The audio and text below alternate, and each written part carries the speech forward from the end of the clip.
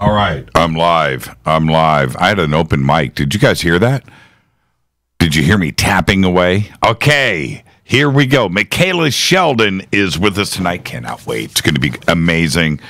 And spent way too much time on Stellar today. What a cool website. I keep saying website. I won't say that anymore. It's a platform. It's a social media platform. It is amazing, though. I'm on it right now, and it's so cool. So over the next couple of days, we're going to launch that news feed on your profile page that everybody wants to have, and that'll be your friends. So anybody in your friends list that has posted or commented, it'll pop up in your news feed and it'll be right there. On Facebook, you got to click on home and then you go to that feed. Here we're going to have it on your profile page. I think that's much cooler. So your profile page will be updating. And so there you go. That's what's happening there. All right, I go live here in about 10 seconds. So I'll talk more about that in just a bit. Tonight, Michaela Sheldon. Tomorrow night, Fader night. And I'm going live right now. Have fun.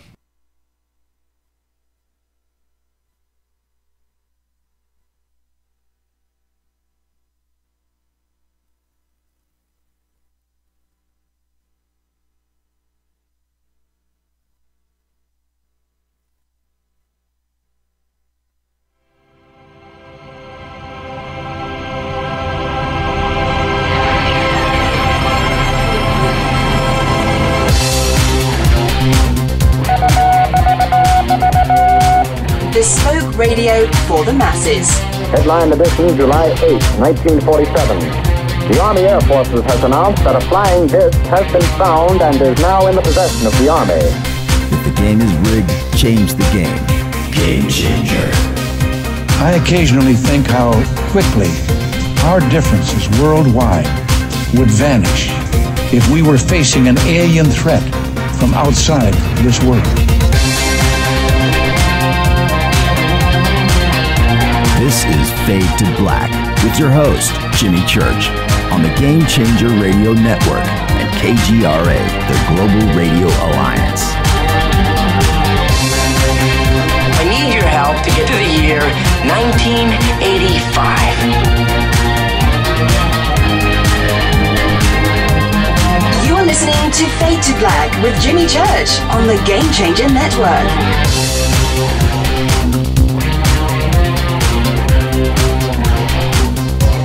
Welcome, Fade to Black. Bespoke radio for the masses. Yeah, man. Today is May 2nd, Wednesday. 122 days into the new year, just 243 days left. We are live from a bunker somewhere in downtown Burbank, California, and I would like to welcome everybody listening all around the world, all across the United States. Hither and thither, to and fro, back and forth, up and down, east and west, north and south, far and near. This is Fade to Black. I'm your host, Jimmy Church. What is cracking, everybody? How you doing? Tonight, very special guest Michaela Sheldon is here. The message to humanity. Yeah, I can't wait. She's great. She's amazing. Tomorrow night's another Fader night with John Rappaport and his No More Fake Newsroom Live.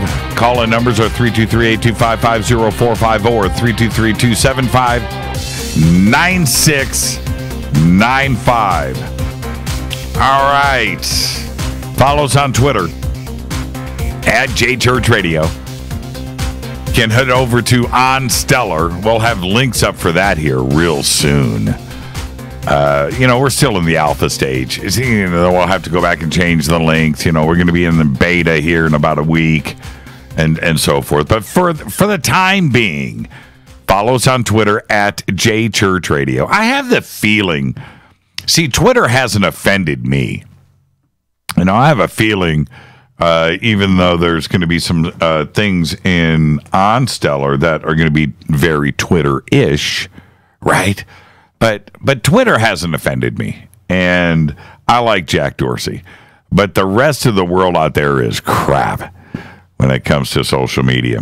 So anyway, OnStellar, and I don't have the links up for that yet, but we will. We do have a Game Changer page up, and we've got a Fade to Black page up.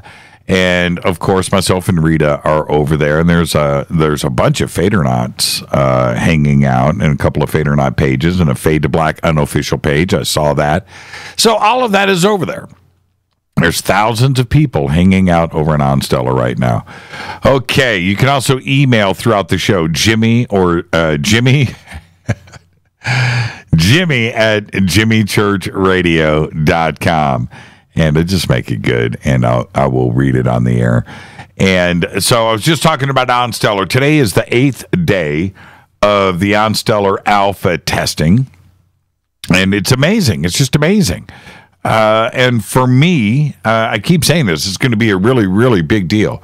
But, to go and hang out with friends and to message and to comment and to get all of that going in the groups and the posting and all of that is going on and trending and articles and things, to do all of that without advertising in your face is amazing. It's just an invitation to hang out and stay and make friends. It is just so cool. Yes, we all knew it was going to be big and huge and take over everything because it had to. It was the right place at the right time for something like this. And here we go. What are the alternatives? Right? And so this is built for you, right? And all of the subjects and everything. And this is the brilliant thing. If you're out there doing research, and there's something that you dig, write your article. That's it. Write your article. Get it posted. Get it trending. That's all you have to do. You can get your ideas out there and you can engage. One of the things, I'm going to talk about this more in a little bit. One of the things, and you go back to Field of Dreams and that famous line from the movie, build it and they will come. It's the same thing with you and the things that interest you. Believe it or not, and all you have to do is let people know that you're around. Believe it or not, there are hundreds of thousands, if not millions of people out there that think and appreciate what you do and what you research. And the internet is available for you to go and connect with them. And now we have OnStellar. So whatever it is that you want to write an article on, whatever it is that interests you, write the article. It's that simple. Pop in a title, write the article, maybe a picture or two, insert those, put a cover photo on it. It's all easy to do. You have typefaces and fonts and size. You can make it look as pretty as you want, and then post. You've just exposed yourself to everybody. And you're going to find people that resonate with you. Think about that without any advertising. Without any psyops going on. There is no data mining. None of that. So think about that, okay? It's one of the coolest parts about this. Now, having a word editor built in, a text editor built in to the website. There is going to be video channels coming very soon. Yes, we are working on chat. We are working on chat with live video. How about that? These are all things that are going to be implemented in the days and weeks ahead. So this is only alpha testing. And we have so many components that are ready to go and get plugged in, but we've got to make sure that everything works and is bug-free, because very soon, in about a month, we're going for it, right? Okay.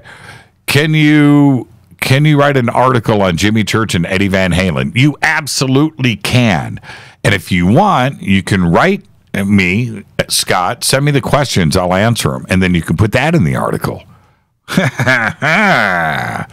Think about that for a second. Yeah, on Stellar. It's absolutely amazing. Very easy to register. Now, we made it complicated to register at first. We didn't want everybody flooding into the site. All right. We wanted people to go through a registration process, and we wanted some exclusivity there. And those that registered early would be able to go and alpha test now and invited in. Now you can just go to onstellar.alpha.com. It's that simple. I'm sorry, alpha.onstellar.com. And you can go and register now. You don't need a referral code. You never needed one before, but now it's not even there for you. And that may be implemented again in the future. There's reasons for that. But nonetheless, it's very simple. So go. Did Eddie really wax his pickups? Yes, of course. Everybody waxes their pickups. You don't wax your pickups? He melted a few of his pickups trying to wax them. Now, in case you guys are wondering what we're talking about, guitar pickups, they're wound with copper wire. And a copper wire will vibrate and cause feedback, right? So what they figured out in the 50s, so you take the pickup and you would dip it in wax and let it sit there for a second before the plastic and everything melted. But anyway, you put it in there and the wax would go in and get between the copper wires and stop them from vibrating. That's right. That's a fact. Everybody waxed their own pickups. If you could figure that out. You guys are wondering where I am going with this. Okay, so on Stellar, it's alpha.onstellar.com. Rita, if you could, here it is right here. Okay, boom, done. I'm going to retweet this. There's your links. It's that simple. That's all you got to do. Click on that. I just posted it up there for you. Click on that. Head straight over, right? And it's very clear here. You can now register for OnStellar. Just go to, right? Oh, I posted it twice. But anyway, you get it. It's right there. Okay, onstellar.com. Everybody's hanging out over there. It's just so much fun. Okay, our next event is coming up. I can't believe it. I say it every night, but it's right on top of us now. It's 3 weeks away, which is Contact in the Desert in Indian Wells, Palm Springs at the Renaissance Resort and Spa. Click on the links over at Jimmy Church Radio. It's that simple. Click on the link and go to contactinthedesert.com. And you can look at all of the events. It's 4 straight days of just so much fun and knowledge. It's all going on there at the Renaissance Resort and Spa. Go and look who is speaking. It's just amazing. And all of the hotel rooms, the events. There is an awards dinner. There is the magic show on Saturday night. I'll be hosting that too as well. So everything is listed in the schedule. You can go check it out right now. And then right after that, which is August 9th through the 12th, is Soul Tech up at the ECETI Ranch. That is August 9th through the 12th. You can go to soultechgathering.com for tickets and info there. Again, only selling 300 tickets. 300 Fadernauts are going to be there. Michaela Sheldon on the show with us tonight will be there. Okay? Now, go soultechgathering.com. The links are over at jimmychurchradio.com. Don't forget our podcast. I think we have 845 archive shows right there. Just $2 a month. Click on the podcast banner. You can also become a Fadernaut, an official Fadernaut in our membership section on the site where you get the Bunker Cam, commercial-free, downloadable archives. Let's see. Kerr and I are going. However, wifeys are the chaperones. Oh, you're talking about Contact in the Desert. Oh, that's cool. Kerr Smith's going to be there. So is Scott T. Richards. It's going to be a lot of fun. You guys need to come and hang out with us. Don't forget all of our sponsors, Life Change Tea, GetTheTea.com, River Moon Coffee, New Pharma, Ancient Life Oil, Sacred Skulls, New Mana Food Storage, and Bearing Optics. Let's get this show cracking. Happy birthday to today. Engelbert Humperdinck is 82. That's right. Please release me, let me go. What a great song. And then, that was his first hit. And, he is definitely one of the great crooners of all time. But he had another hit in the 70s, and it was called, I can hear it in my head right now, After the Lovin'. Right? Is that the name of the song? Oh, somebody help me out. I think it's called After the Lovin'. That was a good tune. That thing dominated the airwaves. Happy birthday, Engelbert Humperdinck. Our dead guy's birthday today. I'm going to say this. Probably the original king of the power chord and distortion. The king, Link Wray, 1929 to 2005, died at the age of 76. And it was his band, Link Wray and his Raymen. Now, his hit song, Rumble, you can hear it in Pulp Fiction, first off. But when you go and listen to Rumble, what you need to understand is that song came out in 1958 with that attitude and that sound, because it is modern today. Right? Now, he was ranked number 45 on Rolling Stone's list of the 100 greatest guitarists of all time. Should have been higher. But in 1958, that first hit, Rumble, was banned in New York and Boston for fear it would incite teenage gang violence. It was After the Lovin'. I was right on that? Okay.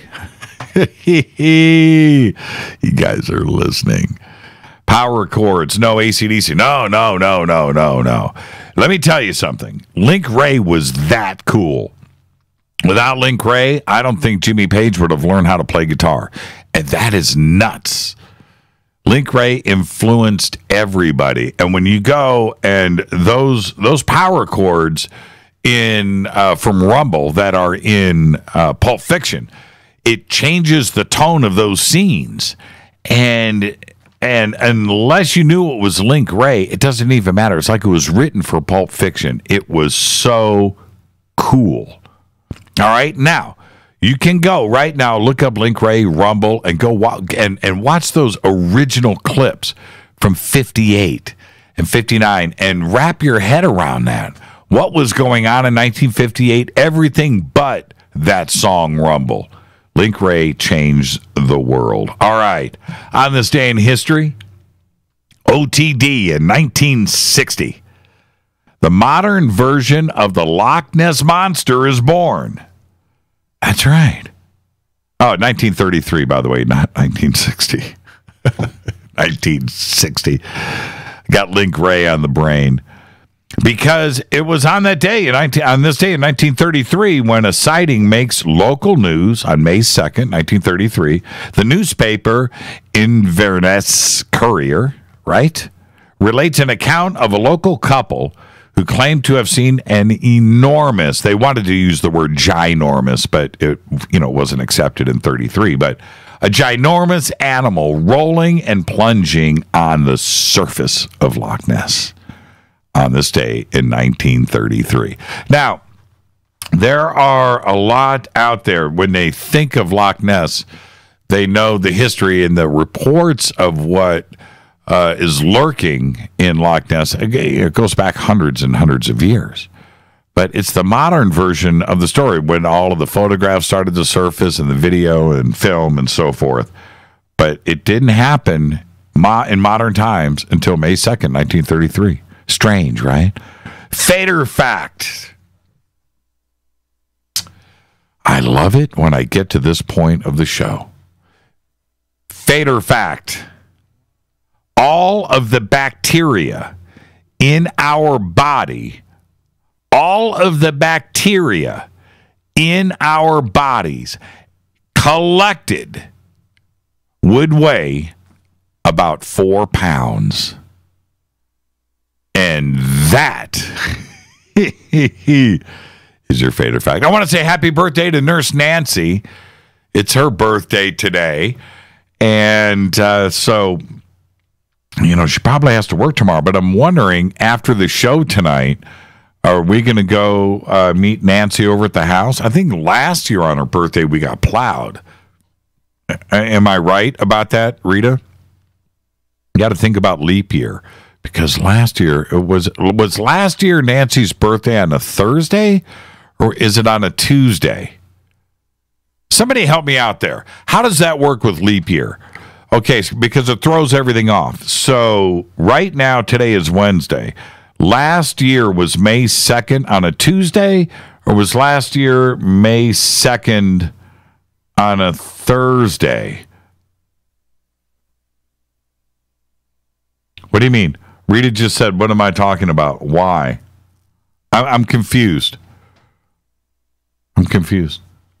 Okay, don't confuse me, Rita. Don't confuse me. Tonight, very special guest Michaela Sheldon is here, and we're going to be talking about that message to humanity. Tomorrow is another Fader night with John Rappaport. Open lines all night long. The call-in numbers are 323-825-5045 or 323-275-9695. And Rita, you should look at Twitter. Yeah, check out Twitter, Rita. Rita just texted me in here and called me a moron. Read Twitter, Rita. It's right here. It's in Twitter. I'm paying attention. So let me hit this River Moon coffee before we get Michaela in here. And I do want to... What's that? Okay. On Stellar. Unity in the community. Remember last year, I went through, with all of you, a fairly dark period for this community when there was a lot of infighting. There was some weird stuff that was going down with MUFON, and I could sit, I don't even want to recall, it's like a bad memory, but I could sit here and talk about, I had to have a community get-together show where I got everybody together to sit and talk about what was going on, because there was all of this fighting and things that were just happening with these leaders in our community, the community itself, and the people underneath that was following. And this was going on. And now we have On Stellar. And we have pushed not only with Modern Masters and those that we have reached out to outside of, Disclosure Fest and other groups and communities outside of Fade to Black, to bring everybody together. And it doesn't matter what your beliefs are, what your experiences are, or what you've seen, or what you believe or don't believe. It's not really about that. What it is about is not, how do I say this? Not to create issues where there are none. And there seemed to be last year and leading up to it, about a year before that, a lot of this fighting, and it didn't need to occur, and I couldn't understand it. And now that we have On Stellar, we're able to once again bring in everybody in one spot where we can hang out and share ideas. And it's the one thing that it has been attempted many times online to get the paranormal, UFO, Bigfoot, whatever, history, lost history, consciousness, the community together, dreams, whatever it may be, together, and it's just never really happened, right? It's just never, it's been close, but everything has been, just kind of segmented out, and I get that. But now, with On Stellar, everybody can get together and talk. Yes, you can get your groups together. Yes, you can have a friends list. Yes. But you have the ability from one starting point, which is you, to reach out and blossom in the other direction into the community. You can go and be a part of a group. You can go and do all of that, and you can just comment or do whatever you would like to do. But the messaging system and the way that it is set up, and the friends list and the groups, and the way that the trending and the posting and the articles and stuff that can be done on OnStellar, it's all done for the individual user's experience. And so now we have the community, all of it together. And it doesn't matter if it's health and wellness, or it's ET, or it's abductions, or sightings, or near-death experiences, or life after death, or dreams, or the Ouija board, religion. It just doesn't matter. Lost history, Egypt, science. It's all there for everybody. And what I have noticed, and it's been very interesting, somebody said to me the other day, are flat earthers going to be allowed? Of course they are. Because OnStellar is our barbershop. Everybody this is our community. And you are able to reach out in the opposite direction. And I had said earlier in the show, and I really mean this, you need to think about it and wrap your head around it this way, because this is how it's going to hit you anyway. So I want you to go in with expectations high, which is this. You've got no psyops. You've got no commercials and ads and auto playing videos in a feed hitting you from all directions, trying to get you to spend money, which is the trick, right? So all of that gets removed. You're so used to it and so acclimated to it that you go back into this, and this UE, this user experience, now is almost a fresh one. It's a new one that you haven't experienced before, because a lot of you out there have only dealt with Facebook for the last 10 years, and you don't know about another version of the world, and it is completely removed. When you get over, we're going to be launching an entire video section on the site where you're going to be able to go and get your own little video channel and upload videos without advertising. Think about that. It is absolutely extraordinary to get that element out, and your thought and your creativity and your knowledge on. You blossom, and all you want to do is be creative. All you want to do is think and research.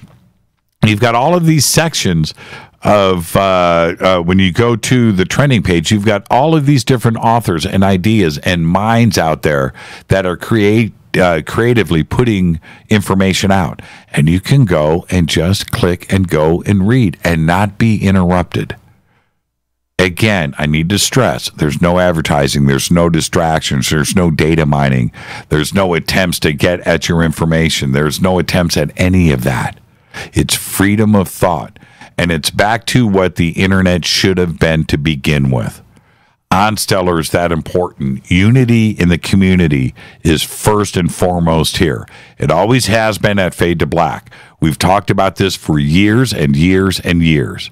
How to get everybody together. And we've pulled it off. With the Game Changer Network and Modern Masters and everybody that we have out there that has helped us over the years putting this together. Everybody that in the Fade or Not family on Twitter and also over on YouTube, this thing that we have built together. Now we have this central place where we can just sit and talk. It reminds me of like a campfire where we can just sit around and chew the fat and talk and share. And literally, that's what OnStellar is about. So go now, alpha.onstellar.com. Simple, register. Right there as you register, it's going to say, hey, let's get going. Profile pic. Your profile page is going to be set up as soon as you click yo. It's really that simple. alpha.onstellar.com. All right, it's beta test. It's alpha testing. We're moving into beta testing here in just a minute. It's very exciting, and it is literally taking over the world. This is Fade to Black. I'm your host, Jimmy Church. Email is jimmy@jimmychurchradio.com. Follow me on Twitter @jchurchradio. Hashtag F2B is the sandbox. Edgardo just said, I'm digging it. It's cool. Is there going to be an app? Yes, there will be apps for Android and Apple. Okay? It's all good. I'll talk to you. I'll be right back with our guest, Michaela Sheldon. Stay with me.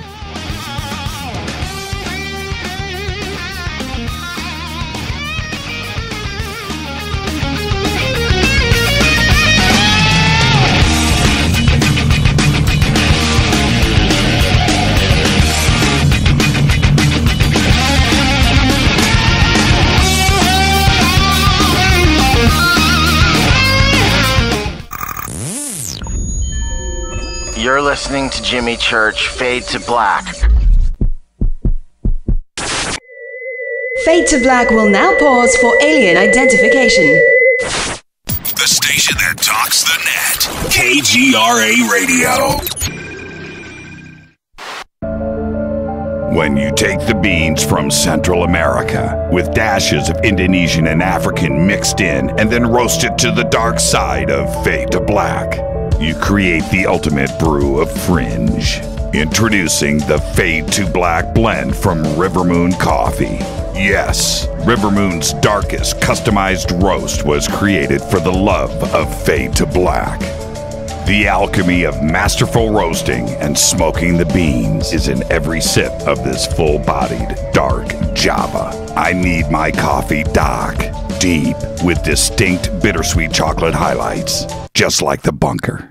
Leaning further into the darkness of the roast is Fade to Black blend from River Moon Coffee. Just click on the banner at jimmychurchradio.com and use the promo code F2BBLEND for 15% off of your order today. Go Beckley Teppy. Natural Health Solutions with Chris and Ronnie. Hey, Ronnie, how you doing? Great, Chris. Now, you're the CEO of GetTheTea.com, right? Yes, I am. What is GetTheTea.com? I mean, is this tea you buy in a store? Well, no, it's not. Life Change Tea is just that. Life-changing. Life Change Tea is an herbal tea that gently cleanses your body from intruders. What do you mean by intruders? Well, intruders are toxins, chemicals, GMOs, heavy metals, and more. They're in our food, in our water, in our air we breathe. Seriously? Yeah, seriously. And Life Change Tea will help you with removing these, as you say, intruders? That's right, Chris. Are there side effects with this tea? Well, you might lose a little weight. When you clean your colon, you lose weight, you feel better, and you have more energy. Wow. Ronnie, where can people purchase Life Change Tea? Oh, that's easy. GetTheTea.com. That's GetTheTea.com. Ronnie, I want to thank you for being on the show. People, don't forget, GetTheTea.com. 9 out of 10 geneticists agree. Fade to Black is not your father's radio show on the Game Changer Radio Network and KGRA, the planet. Win big with KGRA this summer. Tickets and hotel accommodations to the biggest conferences, autographed books and DVDs, chances to win all-inclusive conference cruises, and private dinners with your favorite KGRA hosts. Click the contest tab at kgraradio.com for your chance to win big this summer. Your contact for the best alternative talk radio on the planet. kgraradio.com. Hi, this is Rob Reiner from Anvil, and you're listening to JimmyChurchRadio.com. What's up? I'm Chris. What up? This is Kyle Massey, and you're listening to Jimmy Church Radio.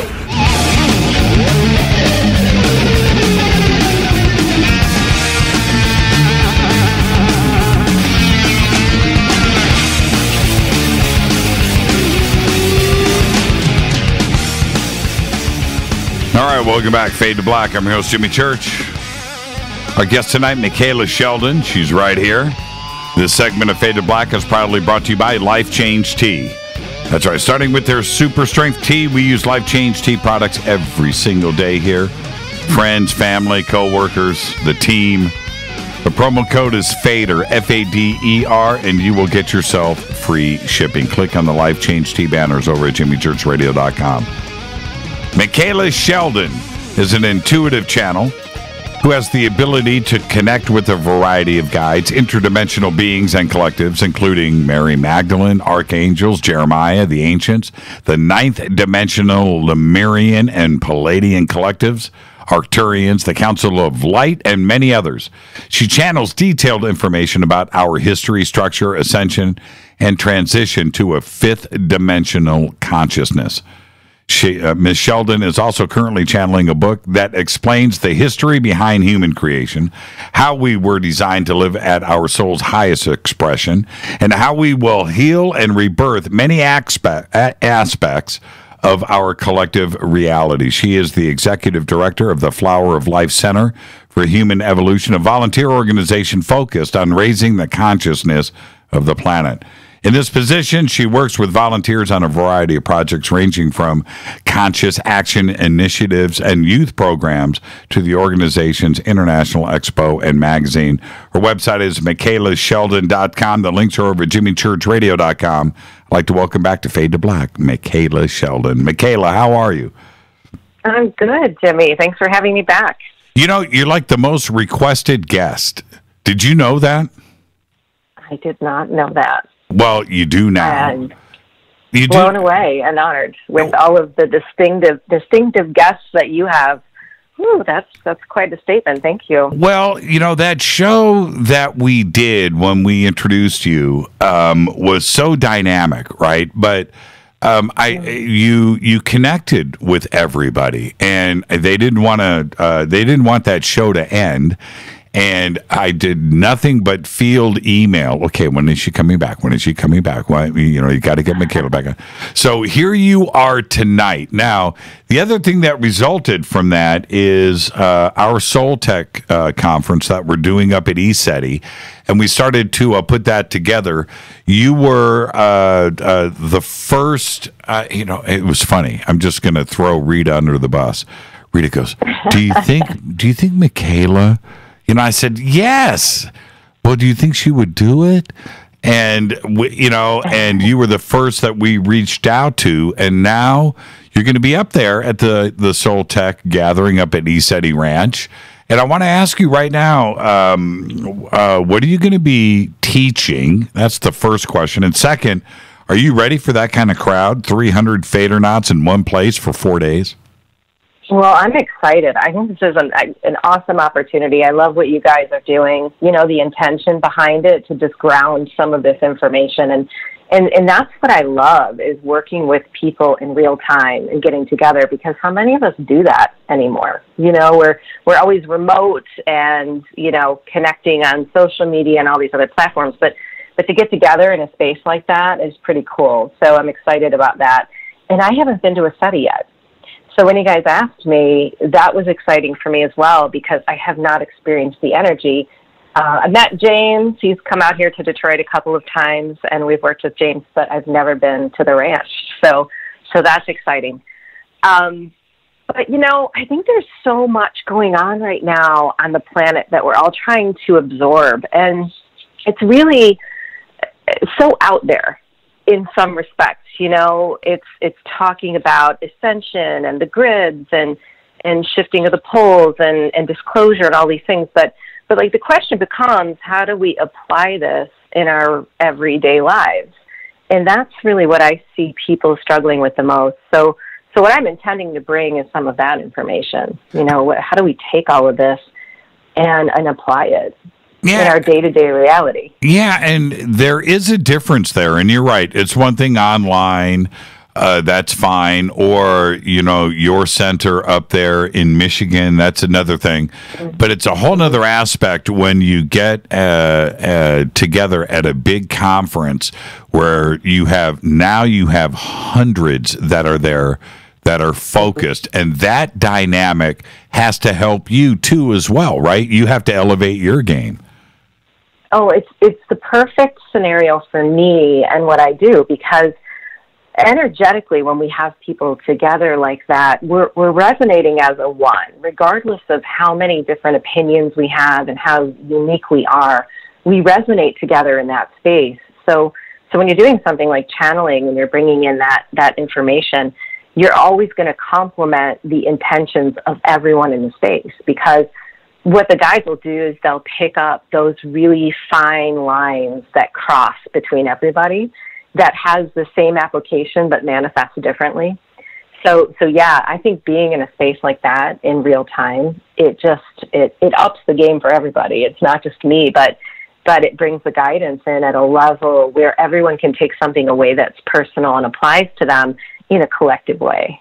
Now, we focused the entire event to, and soul tech is the right word, the right words here. In that it's about yourself, your insides, your soul, and what you need to get to the next level and to help find yourself. You are we chose to have it the other way, that it was going to be teaching.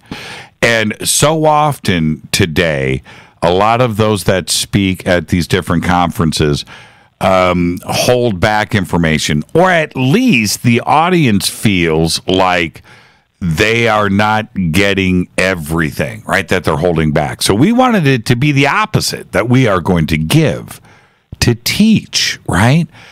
When you are teaching, when you are taking that aspect, what is requested, more often than what is it that the individual comes up to you and says, you know what, I need to learn this?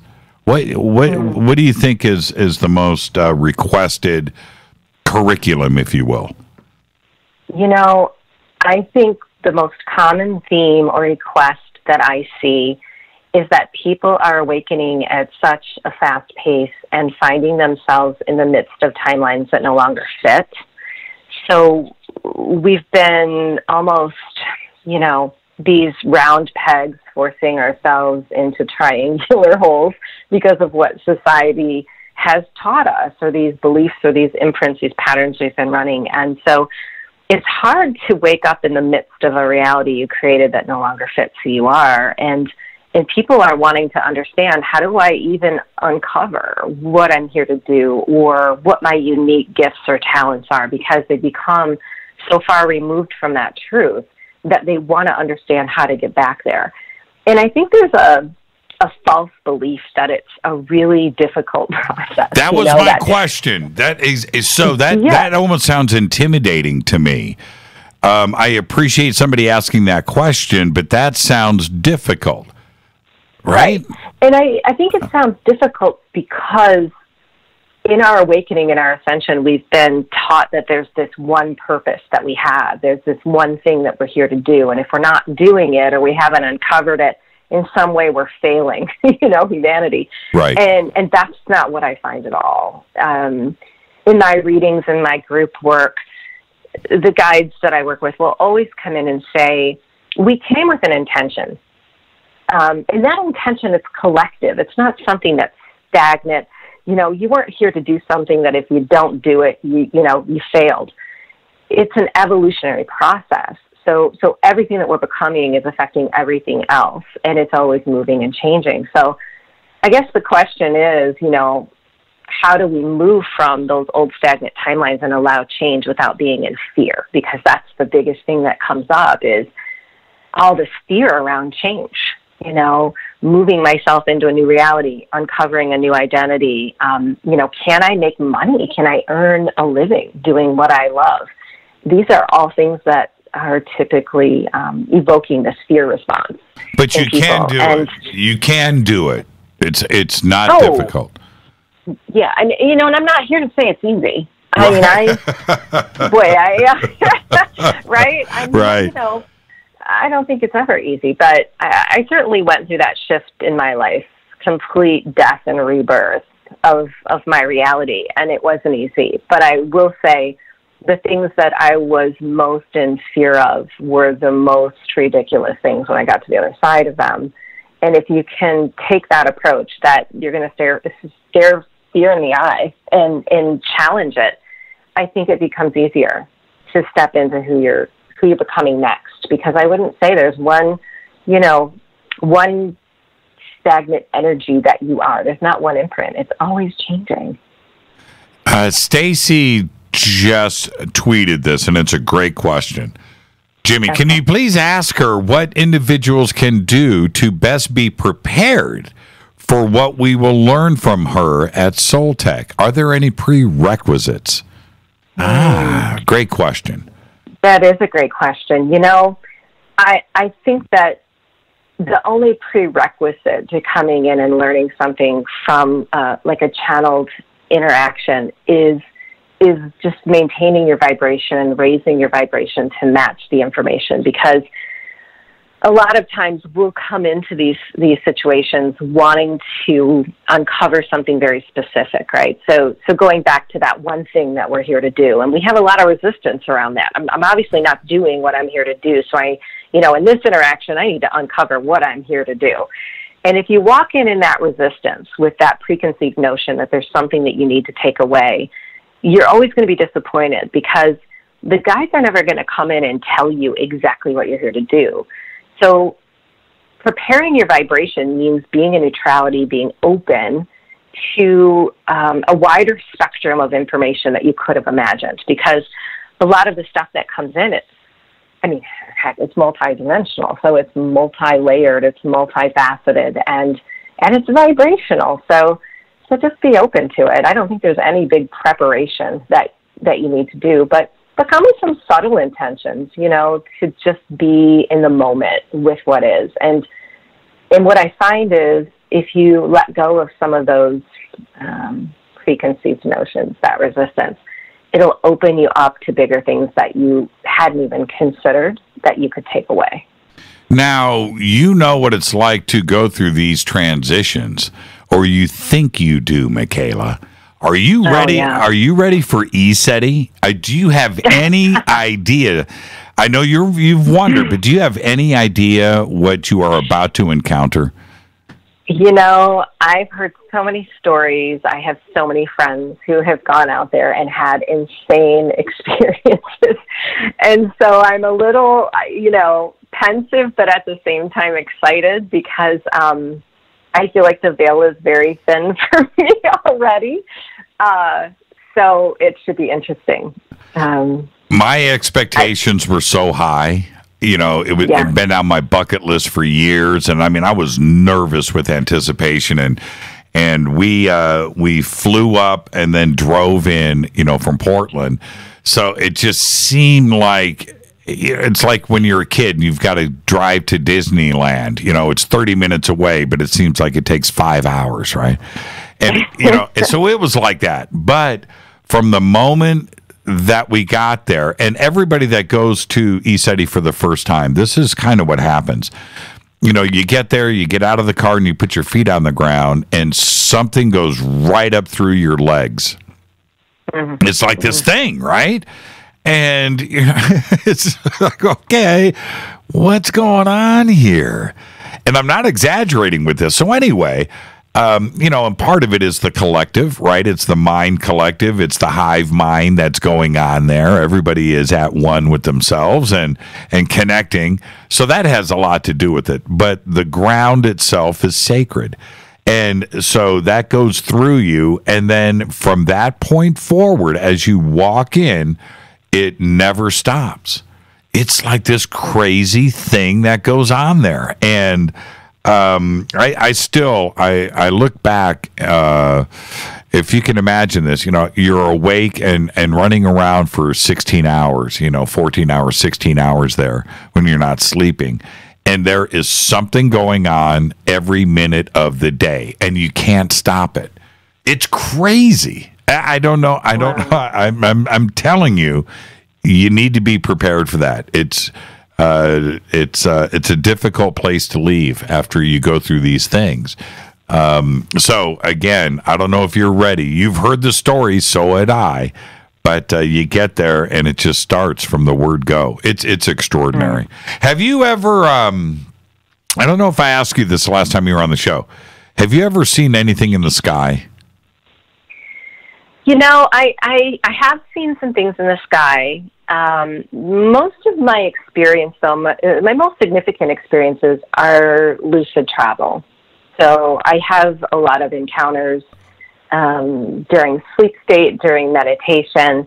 I have remembrance of being on ships at specific times in my life. Even as a child, I've begun to recall some of my childhood experiences now. Right. That I didn't recognize or remember back then. So a lot of what I see and experience is internal as opposed to external. Now, what are you going to do up at ECETI when you have 3 or 4 nights of 20, 30, 40 sightings a night? What are you going to do with yourself? Oh, I think that'll be so cool. I'm interested in the vibration of that. I mean, that's got to be what you're feeling, right, when you step in there. Yeah, absolutely. I think that will be so cool to see that and be, a part of that experience. It's funny because early on when I first started this whole channeling gig, I really wasn't a fan of it. It wasn't what I wanted to do. So I had a lot of resistance. And I went through a period of time where I started to see extraterrestrials and spirit, and it really freaked me out. And I stated this very loud request, and I said, I'm happy to carry this mission forward, but I don't want to see anything, And I kind of, a couple years later, wanted to take that back, because then when I got really comfortable with everything, I was like, well, I want to see it all now, But I do think I blocked myself a little bit, and it just, wasn't quite ready to receive all of that information. But I do get glimpses now that I have a hard time holding on to of beings and faces, especially at night, a lot of times when I'm sleeping. But yeah, the ship energy, I would just love to connect with that in a visceral way. So yeah, I'm ready. There's something. Excited. Yeah, and for you, you can approach it from a different mindset. For me, because this is you're channeling, and you have this communication. I don't do that. But what I do, what goes through my mind when I'm watching some crazy ship fly overhead and flash you, and I'm thinking to myself, okay, who's in there? What's the intelligence behind that? Is it a light being? Is it robotic? Is it plasma? Is it interdimensional? Right. But it's obviously controlled, and there's some intelligence behind it. So that's my way of always looking at it. You're going to have your own personal experience too, and I can't wait for you to make that connection. It's extraordinary. And the other part about it that makes it much more fun is you get to experience it with others. And when you have your support group, because when you see something crazy like that, you need to turn around to who's standing next to you and go, did you see that? And they go, yes. Okay, cool. You got it, right? You need that. And so you get to share the experience. You don't want to ride a roller coaster by yourself in the front seat, right? Yeah, right. Yeah, exactly. Now, the other part about this is up at ECETI with you, with the ninth dimensional Lemurians or the Pleiadian Council, the Arcturians. All of these are represented up at ECETI. Maybe later on tonight we can talk to some of them, but have you had any communication with them about what ECETI is, or will they come and hang out with us at ECETI? Oh, well, that's an interesting question. I've actually done some session work for some of the volunteers at ECETI, and I don't recall exactly, but they've asked specific questions about the labyrinth. I think there's a labyrinth out there, or some type of a grid. Right. Yeah, and things like that we've answered, but I can't say that I recall the details about that. So no, I haven't personally tuned into that, but it would definitely be interesting to do that later, or even while we're at ECETI, to get some more information. And I took a trip not too long ago to Sedona and visited some of the portals out there, and it was really interesting to me to go into each of those portals, because I was able to access the beings that were there and the reason that they were there and what their assignments were in those places. And it was amazing to me how different each of them were, right in the same area. To have, one of the portals in Sedona be so multidimensional, yet another one be so native, and the spirit and the beings that were there be so different in the way that they communicated with me. So yeah, it's pretty interesting stuff. The labyrinth that you're talking about, it's not quite a labyrinth, it's called the Medicine Wheel out in the Field of Dreams. Yes, and so there are 4 sections there for, the Orion, Arcturians, Pleiadians, and I'm trying to think of the 4th. There's one in each corner. But that place, okay, now I wanted to ask you about this before we hit the break. I had a very special experience when I went through the ceremony there. And I didn't know what was going to happen. I was a virgin. And I don't know, I don't even know, Michaela, if I would do it again voluntarily, because it is something that is out of your control. Okay, okay. So I don't want to get into what the experience was. That was mine and mine alone. But you have a very powerful mind. Would you do the ceremony? Would you go in and experience that, not knowing what it could be? Absolutely, I would. Really? Yeah. Now, no question. Okay. Even though I just said I don't know if I would do it again. I would, because, well, I feel like I've had so many experiences that I don't know. I'm not really afraid of doing that, but curious.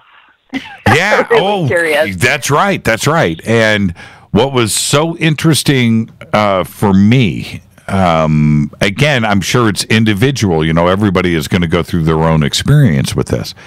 And it lasted about 15 minutes. And then after it was done, and I came out of this experience and was back on terra firma, it was so strong. And anyway, I looked around. I looked at Rita, and I didn't recognize her. I didn't recognize anybody that was standing around me, and I didn't know where I was. And what was funny about that was that I closed my eyes and tried to go back. I tried to go back. And I couldn't. And it was kind of like maybe Dorothy, Wizard of Oz, when she's closing her eyes and clicking her heels and nothing's happening. It was like it was like that, and I couldn't go back. And it took me a good 30 minutes to get my feet back under me. Literally. I mean, I had trouble walking. So you sure you want to do it? Are you sure? Oh, I want that experience. I know. It was crazy. It was crazy. Yeah, that's cool. And that's really cool. I know. And so I'm going to say this before we go to the break. I want you to imagine this for a second. As this came flooding in to me, it came in from my left side, like left up about 10 o'clock. I don't know. It sounds so weird trying to describe it like this. But this thing came in from the left side and then surrounded my brain. But it came sweeping in, and then it just like encompassed everything. Like I stepped onto a holodeck. I don't know how to, it was I don't know how to explain it. But and that's where I tried to go back to at the end.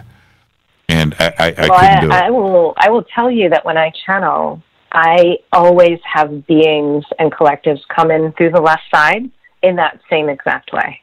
Really? Yes. See, always from day one. Yeah. You see, and that it's that kind of verification for me when I hear that. It makes me feel better. It makes me feel better because I could not control it. Right, I didn't know what to expect, and it just came in and took over. There was nothing stopping it. It was amazing. Like I said, it was. I don't like that out of control feeling. I like to know that I'm in control, but that was too much. So let's take a break right here. Our guest tonight, Michaela Sheldon, and I'm wondering where my stuff is. There it is. Our guest tonight, Michaela Sheldon, and we're talking about ESETI, but we're going to get away from that now. We'll come back. We'll pick up the conversation where we left off, but there's lots to talk about tonight. The message to humanity. I'm your host, Jimmy Church. This is Fade to Black on the Game Changer Network and KGRA, The Planet. Stay with us.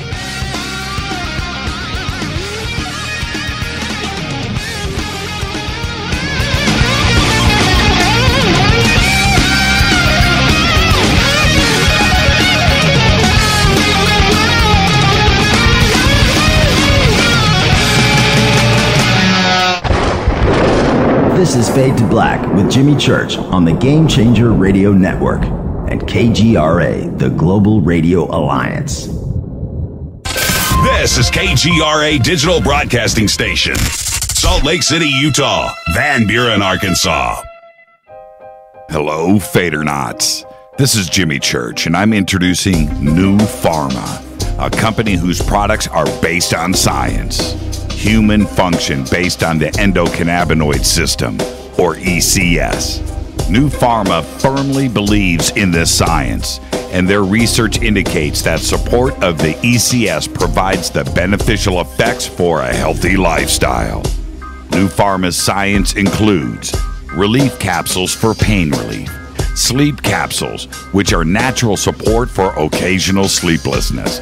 Foundation is support for your ECS, and Fit capsules support your active lifestyle. Just click on the banner at jimmychurchradio.com and use the promo code F2B for a 33% discount on all of their products. Or visit newpharma.com for all of the knowledge on the science. That's GNUpharma.com. Go Beckley Tappy. You're listening to my main man, Jimmy Church, on jimmychurchradio.com. Hi, this is Ray Hobbs here, repping the planet, and you're listening to my good friend, Jimmy Church, Fade to Black, on the Game Changer Network and the KGRA Digital Broadcast Station. This is Toby Kebbell. You're listening to jimmychurchradio.com. Don't hurt me, Jimmy. I'm only little. Hey, I'm Adrian Grenier. And this is Ari Gold. We're the Honey Brothers. We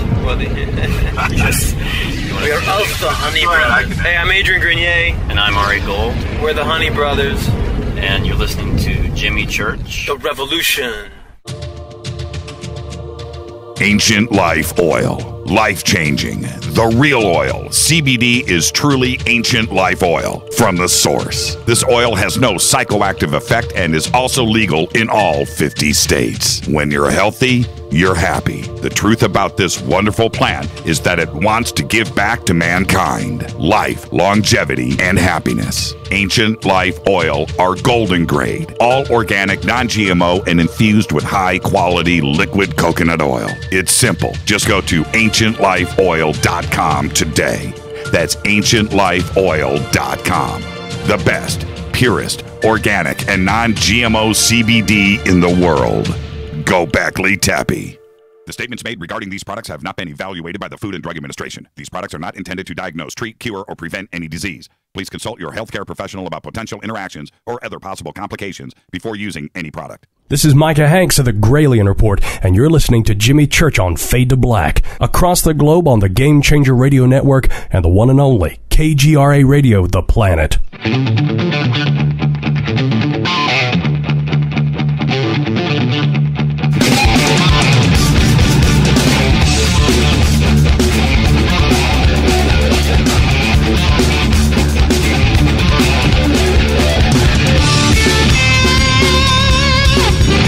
All right, welcome back, Fade to Black. I am your host, Jimmy Church. Our guest tonight, Michaela Sheldon.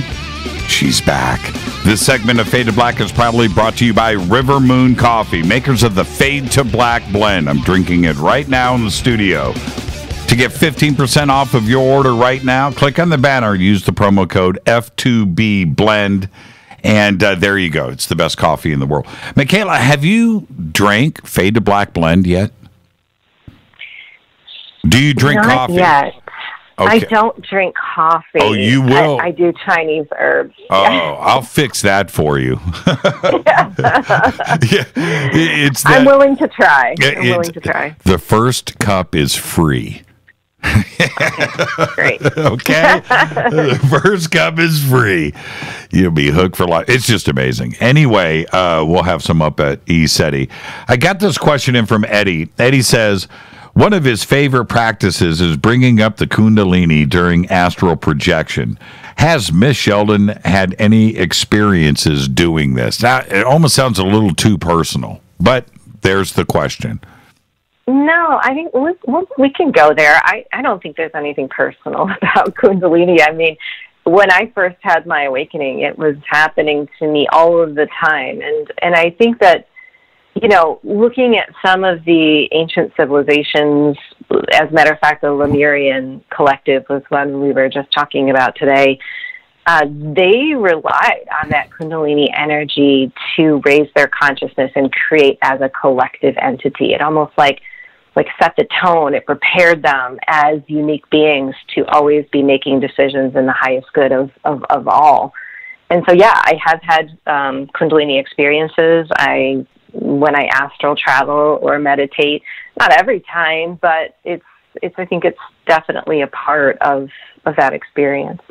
And Kundalini, this is what I find interesting about it, is it's almost the mystery schools. It's a little mysterious in that I've heard so many different definitions, how, what, when, why, all of that. For you, what is the definition of Kundalini? To me, it's really just an uprising from the root chakra into the entire field, into my entire energy field. It's like this blissful kind of lightening of my entire body. It's almost, to me, losing the body in some respects, but it starts with some intense breath work, and that's really what got me into this whole connection with channeling. Was I went really deep into meditation, and that meditation led me into that Kundalini activation. So I don't think it's necessarily, we make it really like a personal, sexual, creative energy, and yes, it is, but at the same time, it feels to me like a lead-in more to like a collective space. So when you talk about somewhere like ECETI, for example, I don't know this for sure, but it feels to me like when you step onto ECETI, you're really stepping into a multi-dimensional portal. So that energy, you're feeling it in your body because it's a different dimension than what you live in every day. It's a different density. And that in itself is like a Kundalini energy. It's like a space to create. It's access. And I think to me, when I have that Kundalini experience in the body, it's because I'm moving between dimensions. It's like my inner technology is turned on to allow me to time travel.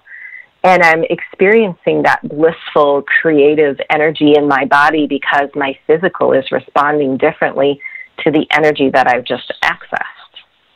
That's interesting. And when you were in Sedona, because this is going to happen to you up at ECETI, but when you're in a place that is full of these vortexes and energy centers, there's no question about Sedona, or Joshua Tree too as well. Sleeping at night, it has to affect your dream state. Oh, yeah. Right? Yeah. I'm going to be honest. My dream state just in my house here in Michigan is crazy enough. But, yeah, if you put me in one of those vortexes, it gets that much more intense. I get a lot of downloads, and I travel a lot in dream state. As a matter of fact, I have at least, I would say, 2 or 3 nights a week where I don't really feel like I'm sleeping. I'm having conversations. I'm waking up with these very significant, I would say, downloads in my head. But I can't really hold on to them in physical. I'll have this little period where I wake up and I think, oh my gosh, this is such incredible information. I need to write it down, but then I fall back to sleep again, you know?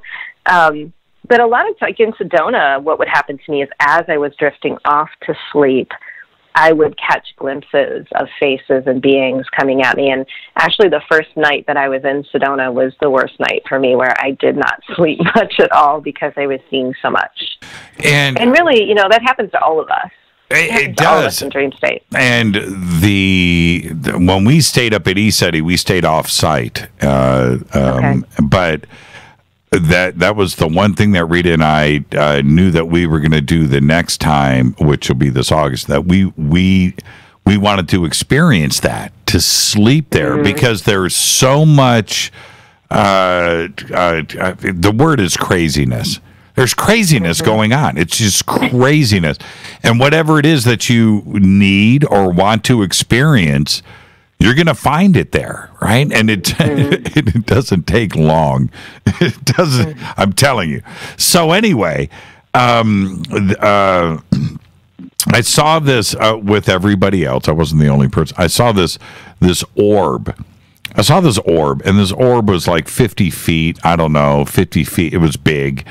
And it was floating at the end of the field. It manifested, too. It went from a little dot, and it swooped around the trees and then enlarged and became this big gray, two-dimensional, by the way, flat circle down at the end of the field. Now, I want to... That went on the property. So what goes on... How do I say this? What goes on while you're sleeping? You know what I mean? There's energy there. Whatever manifested this orb in front of everybody there. By the way, Michaela, somebody, as I'm watching this, somebody said from behind me, "Is anybody watching that gray orb out there?" And I spin around and I said, "You mean this bleep is real?" Because I thought I had some floaty in my eye. Right? Yeah. And so somebody verifies that this craziness is actually going on. So while you're sleeping, this energy is going on 24/7. It's got to affect your dreams. I can only imagine how electric they are. Yeah. Well, you know what happens when we sleep is, and it's happening more and more because of what's going on within the planet, we have a light body and we have this physical material, our physical vehicle, and they've been separate. They still are very separate, but there's a time-space reality. There's a time-space lag between our light body, which accesses non-physical, and our physical body, which is the physical manifestation of that light body. When we go to sleep, what happens is we rest our mind and our emotional body and our consciousness so much that we allow that light body to take over.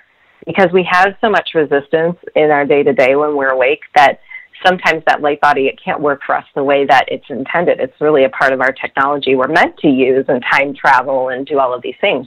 So when you're in dream state, that light body is carrying you into other timelines, and that's really what dreams are. They're in real time visiting other experiences. So when you find yourself in a place like a SETI where the veil is so thin between other dimensions and you fall asleep, that light body is really accessing a lot in the field. So it makes sense. Yeah, it has to be that way. I couldn't agree. The veil is very, very thin. And because that veil is so thin, what is really cool about that for me is that's where you need to take somebody who is on the fence. And maybe on the fence leaning towards skeptic. Right? They haven't had a sighting. They've never met a fairy. They've never seen an orb. They've never had any Bigfoot, whatever it is, right? That's where you want to take them because the veil is so thin that they're going to get smacked upside the head. You laugh. That's one way. That's one way to wake up. Well, right. That's a nervous laugh coming from you too, as well, because I speak the truth, right? You know that I do. Yeah. That's where you want to be able to bring somebody in and get their mind opened up. And this isn't baby steps. He said he's not baby steps. And when you start to go through this extreme paradigm shift, because your belief system is changed. And you have to be able to surround yourself with others that are going to support you through it. And that's where I would take somebody. I would take them to eStudy where there's other people around going through the same experiences, and you get to be propped up. You know, were you propped up when you went through your awakening? Did you have support around you? Oh, no. And, you know, that's what's so cool about a study, because it sounds like not only do you have the support around you of other people or having the same experience, but it's visceral and physical, right? So having like an awakening like I had, it's easy to call yourself crazy or dismiss what's going on. But no, I didn't have, I was in a world where I didn't have anyone around me who was in this conversation. How did you fix that? I don't think I fixed it. I think the vibration fixed it. So what happened to me was the more that I stepped into it, the more my life began to change. Because, you know, when you're having this kind of interaction or conversation with interdimensionals, it's not just a physical thing. It's not just words. It's not just transmissions. It's an energy that's running through your body. And so I changed everything about my life, not because I said I have to, but because it just didn't fit anymore who I was.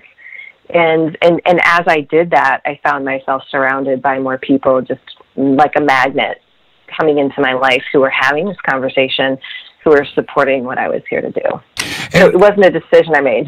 Right. And I'm looking in the chat room, and Lost at Sea says, not only do I not have support, but everyone around me thinks I'm nuts. And I get that, right? I totally get that. And that will cause you to close yourself off, right? You don't want walls built up around you. You want to knock those walls down. What advice could you give right now to Lost at Sea? There are so many in that exact position.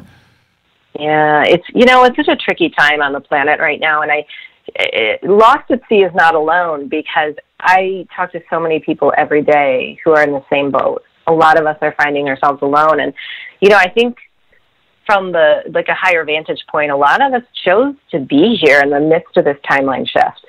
We chose to be here and play in this game with people who weren't going to believe the things that we were experiencing.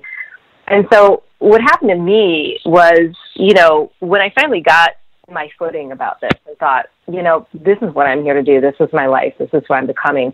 I felt like I had to convince other people around me who weren't believers. And that is just the wrong path. I can tell you right now. I grew up in a Catholic Italian family.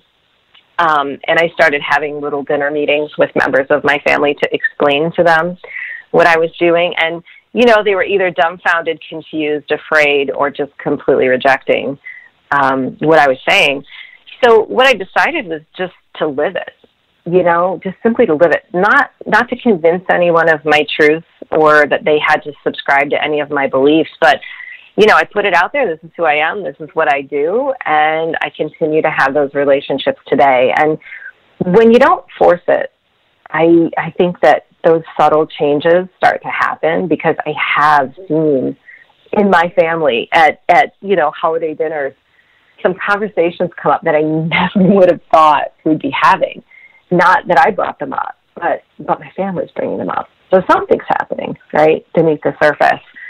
And, we tend to put a lot of protection around ourselves because of what society has taught us is right or wrong. I mean, I had my awakening in the midst of the PTA, in a golf course community. And it was crazy because I was so afraid to even tell my own kids what I was doing, for the fact that they might be rejected and not, get invited to the next birthday party, that I really hid myself away. But it's just a false fear, because, I realize that not everything or everybody is going to resonate with what I do. And that really helps me to, I guess, streamline my energy such that I'm not spending so much time beating my head up against the wall with people who don't agree with me or see it my way, but just living in a way that creates a space for people to join me on the journey. And that's kind of what happened.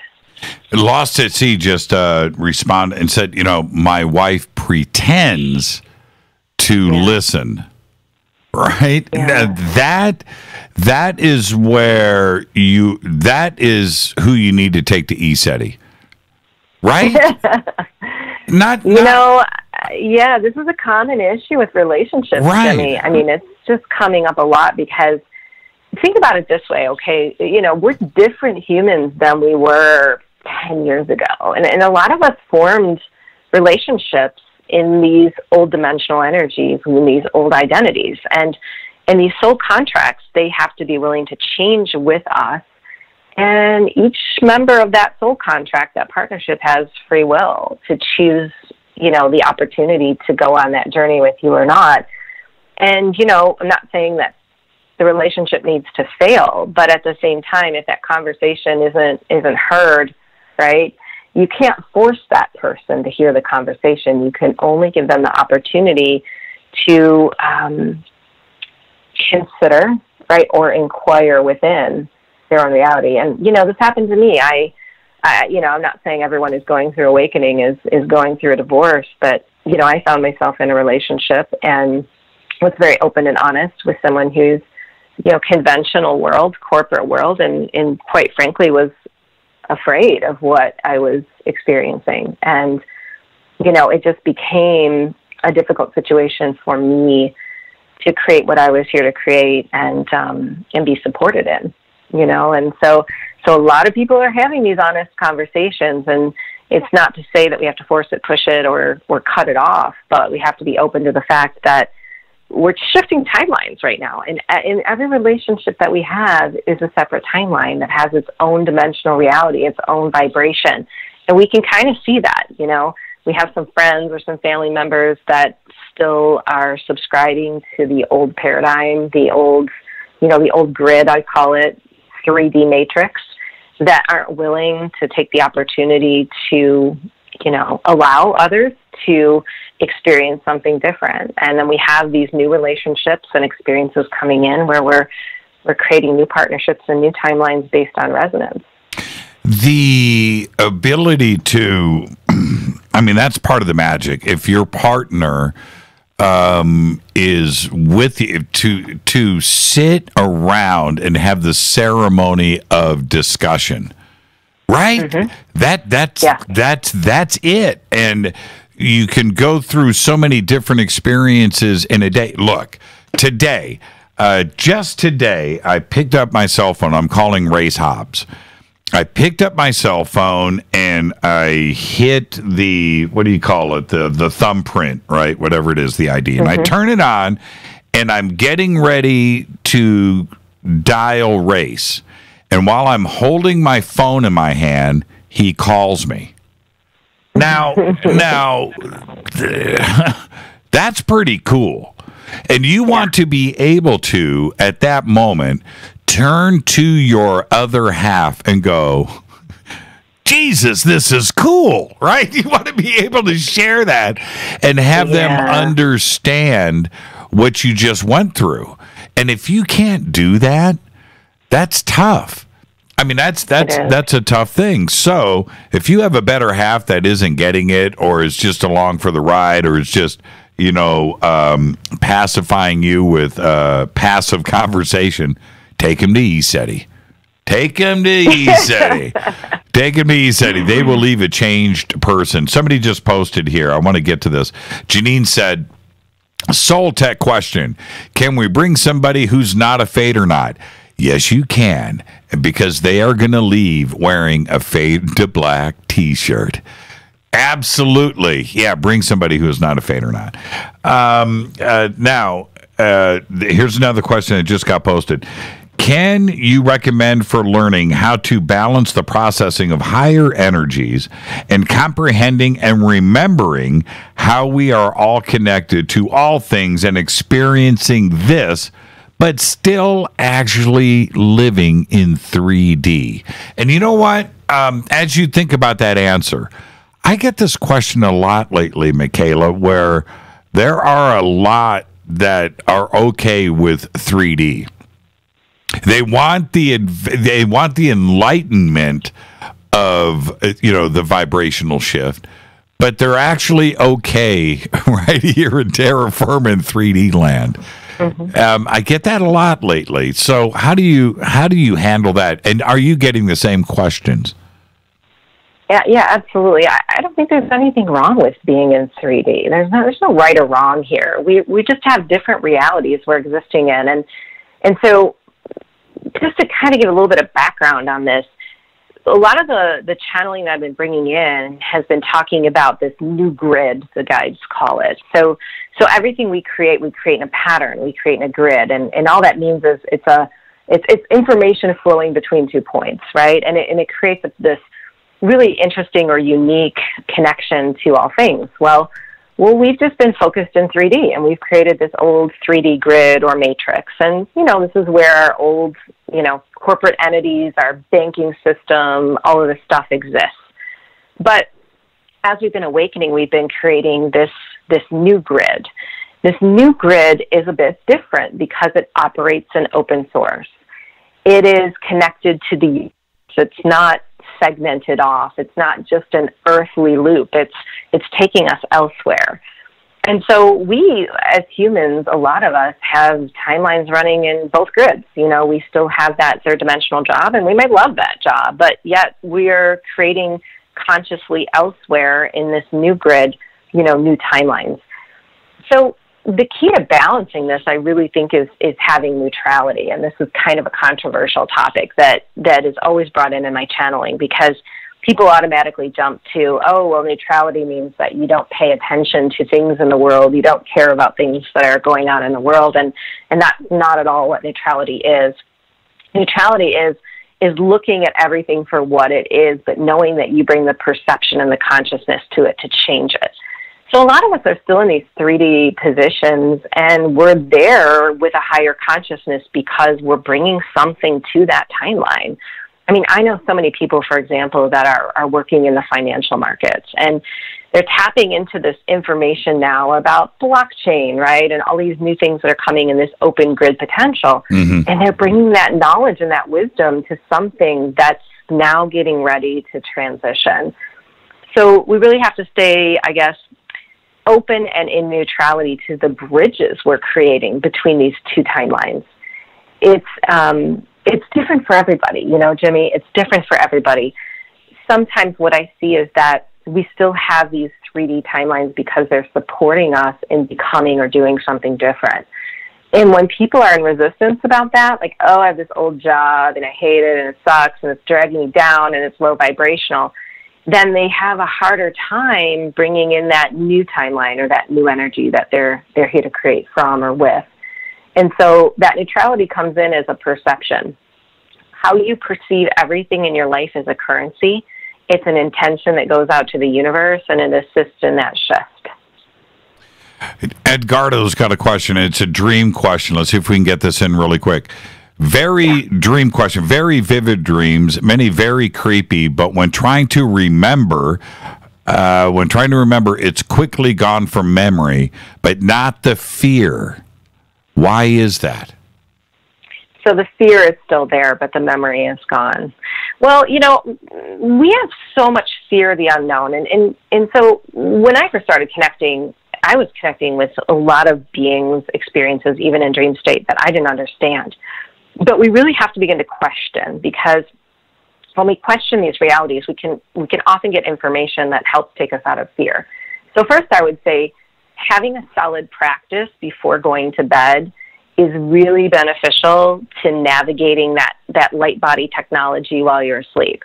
I always state solid intentions before I go to bed. My intention is to sleep through the night. If I travel, my intention is to recall the travels or the things that are most beneficial to me, or to have understanding, to wake up with a recall of what's most important, not all of it, but what's most important. Right. Keep a journal by my bed so I can jot that down, But if we go into this state of fear when we wake up, that remembrance is it's like it's calling us back into something that we just don't understand. And so if you're having the fear when you wake up, I'd say go back into a state of meditation and state that intention to understand better, to state the question, why do I have this fear? What was it I encountered? Give me more information. And it's amazing what we can pick up on when we get into that questioning mode, that inquisitive mode. Right. I'd say practice that, because the energies are supporting us in doing that right now. I'm different from most. I like scary dreams. You know, I do. I enjoy them.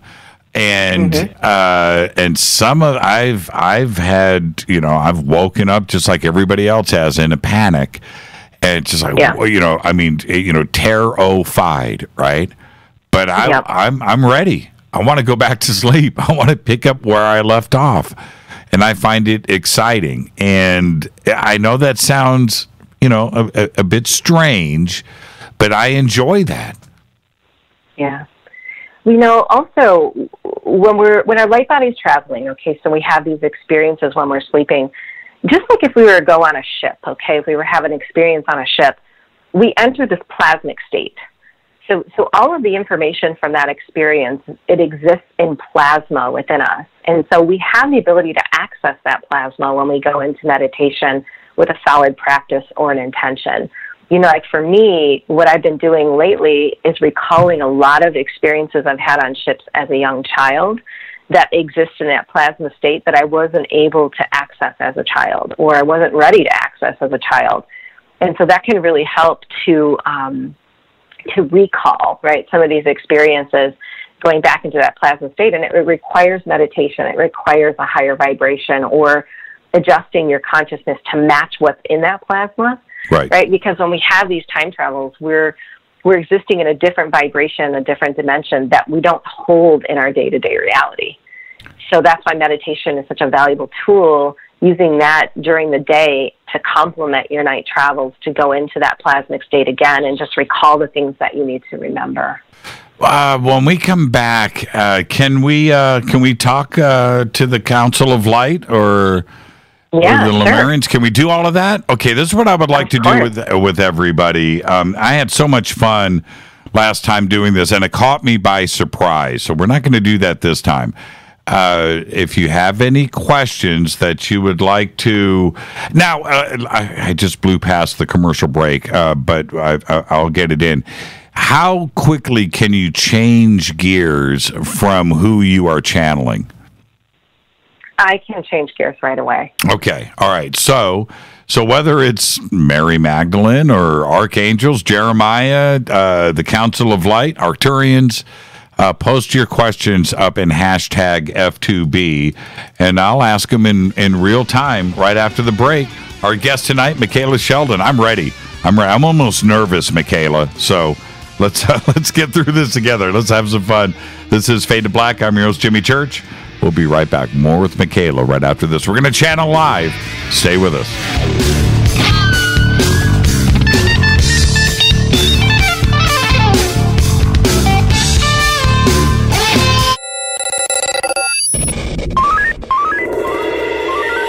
Way out here, we listen to Jimmy Church. You're listening to Fade to Black. Always on the edge of the hottest alternative talk. Jimmy Church with Fade to Black. KGRARadio.com. ¿Qué tal, mis amigos? Yo soy Mario Carson, el tiburón, y los invito para que escuchen a mi buen amigo Jimmy Church Radio. ¡Claro que sí!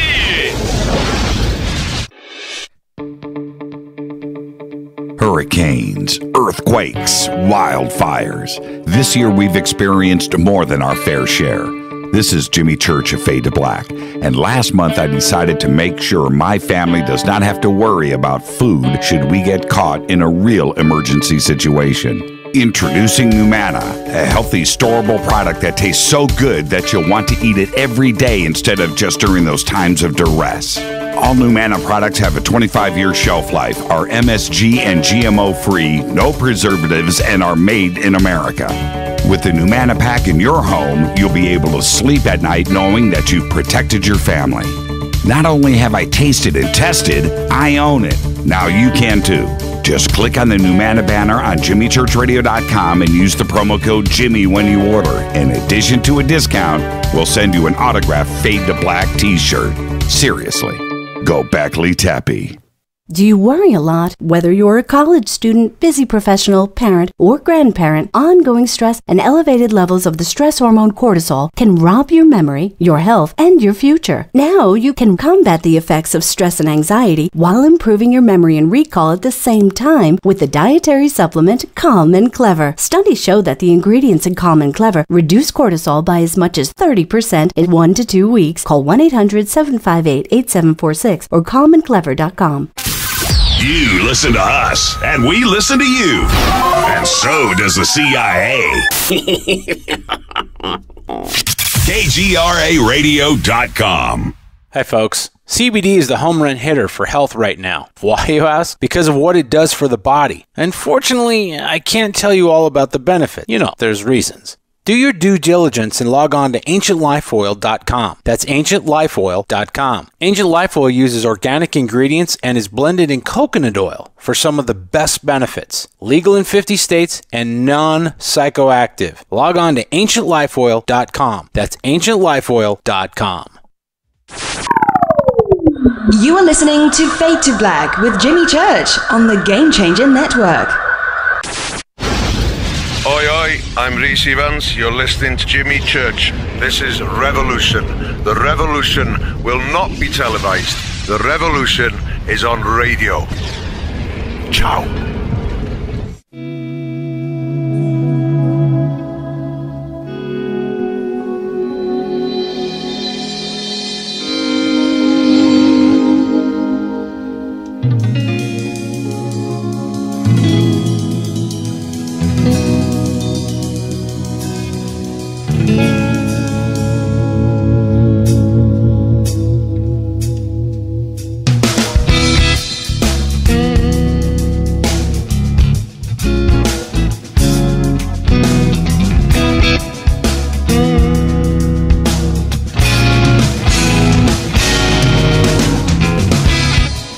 Welcome back, Fade to Black. I'm your host, Jimmy Church.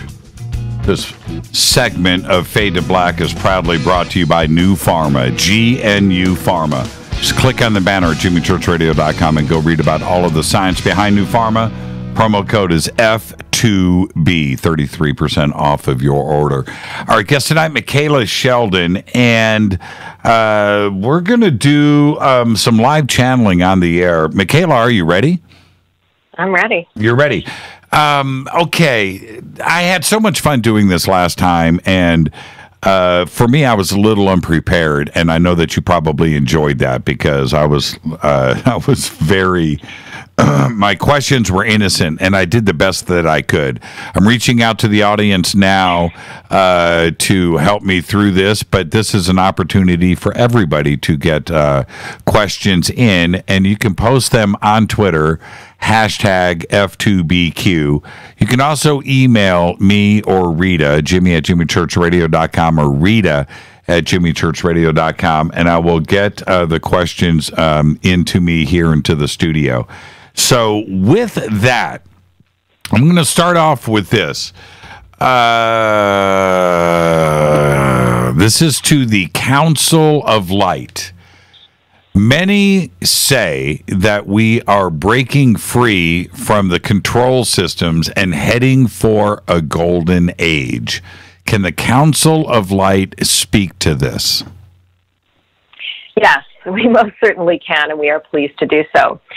The way in which we see your vibrational energy changing is in effect becoming more of a one collective. The way this one collective is forming is through a variety of planetary alignments and solar frequencies that are affecting your internal structure. So even those humans who exist upon your planet, who you consider not having awakened to the degree that you have, still have within their internal structure a vibration that is matching your own. This has been the first stage, we will call it, in the deconstruction of hierarchical programs that exist within the 3D matrix. These hierarchical programs, they rely on humanity being focused within a singular structure. In other words, you've become very limited in your DNA potential through time, and there have been many physical forms of this DNA restriction that has been accepted by humanity and continue to be accepted by humanity, causing a difference in your field. Now, when we look at potentials in vibration, we are looking at the way those potentials are either connecting to the universe or having a repeat pattern replaying karma in the spiral continuum of humanity's Akashic record. What we believe is that the spiral continuum that is allowing humanity to expand is now existing more in a fifth-dimensional or multi-dimensional reality than it ever has before. What that means is the potentials that you are creating as a collective have very strong sound harmonics, and those sound harmonics are amplified through Mother Earth. When humanity begins to come together as a one collective, the existence of those who are using the opportunity to activate further their strands of DNA are having a grand effect on those who are vibrating in a similar way but yet have not chosen to awaken or use those gifts in the way that perhaps others haven't. The reptilian collective or consciousness that exists within the core of Mother Earth relies on physical means in a singular structure in order to keep you focused in this old grid, revisiting this karmic loop that we speak of as the spiral continuum. This reptilian collective is now finding itself in a preparation for reintegration. What we believe will take place is that as new timelines are anchored in the new grid potentials we have discussed, there will be less application of this reptilian consciousness to affect your DNA in the way that it has previously. And it must be reintegrated into its own race in order for the Earth to fully ground these new potentials and to step into what you have classified as an age of enlightenment. This age of enlightenment is returning not because of history. It is returning because your consciousness is matching this history. And so you are bringing back valuable information to rely upon to continue your creative efforts. This is also a part of that spiral continuum, but it's tapping into it differently. To clarify this further, we wish to say that what humanity has been experiencing is a repeat pattern of karma. And that repeat pattern of karma can no longer play out when you are tapping into more of your DNA and having more access to ancient history. This is also for the Council of Light. So many humans long for and would welcome open contact. Why then will not ETs bypass their agreements with the military governments who don't represent the will of humanity as a whole and reveal themselves to us openly? Yes, and we are pleased to clarify this as well. You see, humanity often sees in very linear physical timeline focus. In other words, your perception becomes very narrowed to your physical experience. So disclosure on your planet has become a revealing of dimensional beings in physical form. Yet, it is the opinion of this council that many of you are experiencing disclosure already and have for quite some time on this planet in a non-physical form. And your government continues to do the same. So what's happening here is that there's a push-pull between your desire for disclosure and how you're energetic around that desire is either slowing or quickening the pace of these beings being revealed to you, as you call it. You see, there are no beings that are absent of your Earth. Your Earth is held in a 12th dimensional reality. It is just that your perception or ability to perceive is held in such a singular focus that you do not have access to the sights that you so desire. What your government is doing is using many technologies and tapping into ancient records that are allowing them to transcend the physical focus into higher dimensions, such that these visceral responses that you so desire are able to be coordinated. And yet at the same time, humanity as a singular structure carries within its technology the same ability. So in other words, what your government is doing, and perhaps what you perceive as being hidden from you, is actually a God-given gift that you have installed within your human technology, yet your consciousness has not raised to the point where that technology is able to be held. And we want to speak to dimensional reality for a moment. And we know that many of you perceive that beings in other dimensions could come and modify what's taking place on your earth, reveal things, rebirth things, change things. And most certainly, beings in other dimensions have the ability to do this. But there's a universal code that is adhered to. This universal code does not allow beings of other dimensions or races to impede on the free will of humans or other races. And the reason for this is not that they cannot, because beings in ulterior dimensions most certainly can override free will. But what happens is not what you believe in your linear focus. If we were to come to your planet and override what humanity is playing out, it wouldn't just affect that one timeline. It would affect the history of that timeline. It would affect the future of that timeline. It would affect every being, every contract, and every decision that's been made here on this planet, skewing things outside of what you call disclosure. So holding a dimensional reality is a collective function. And what we believe is that humanity is already tapping in vibrationally to this contact or communication. The visceral responses will yet to be received as humanity continues on this ascension timeline. Can the Council of Light address Loosh and those negative forces out there that feed off of our negative energy that is called Loosh? We can clarify this, but we want to step into first an understanding about collective consciousness.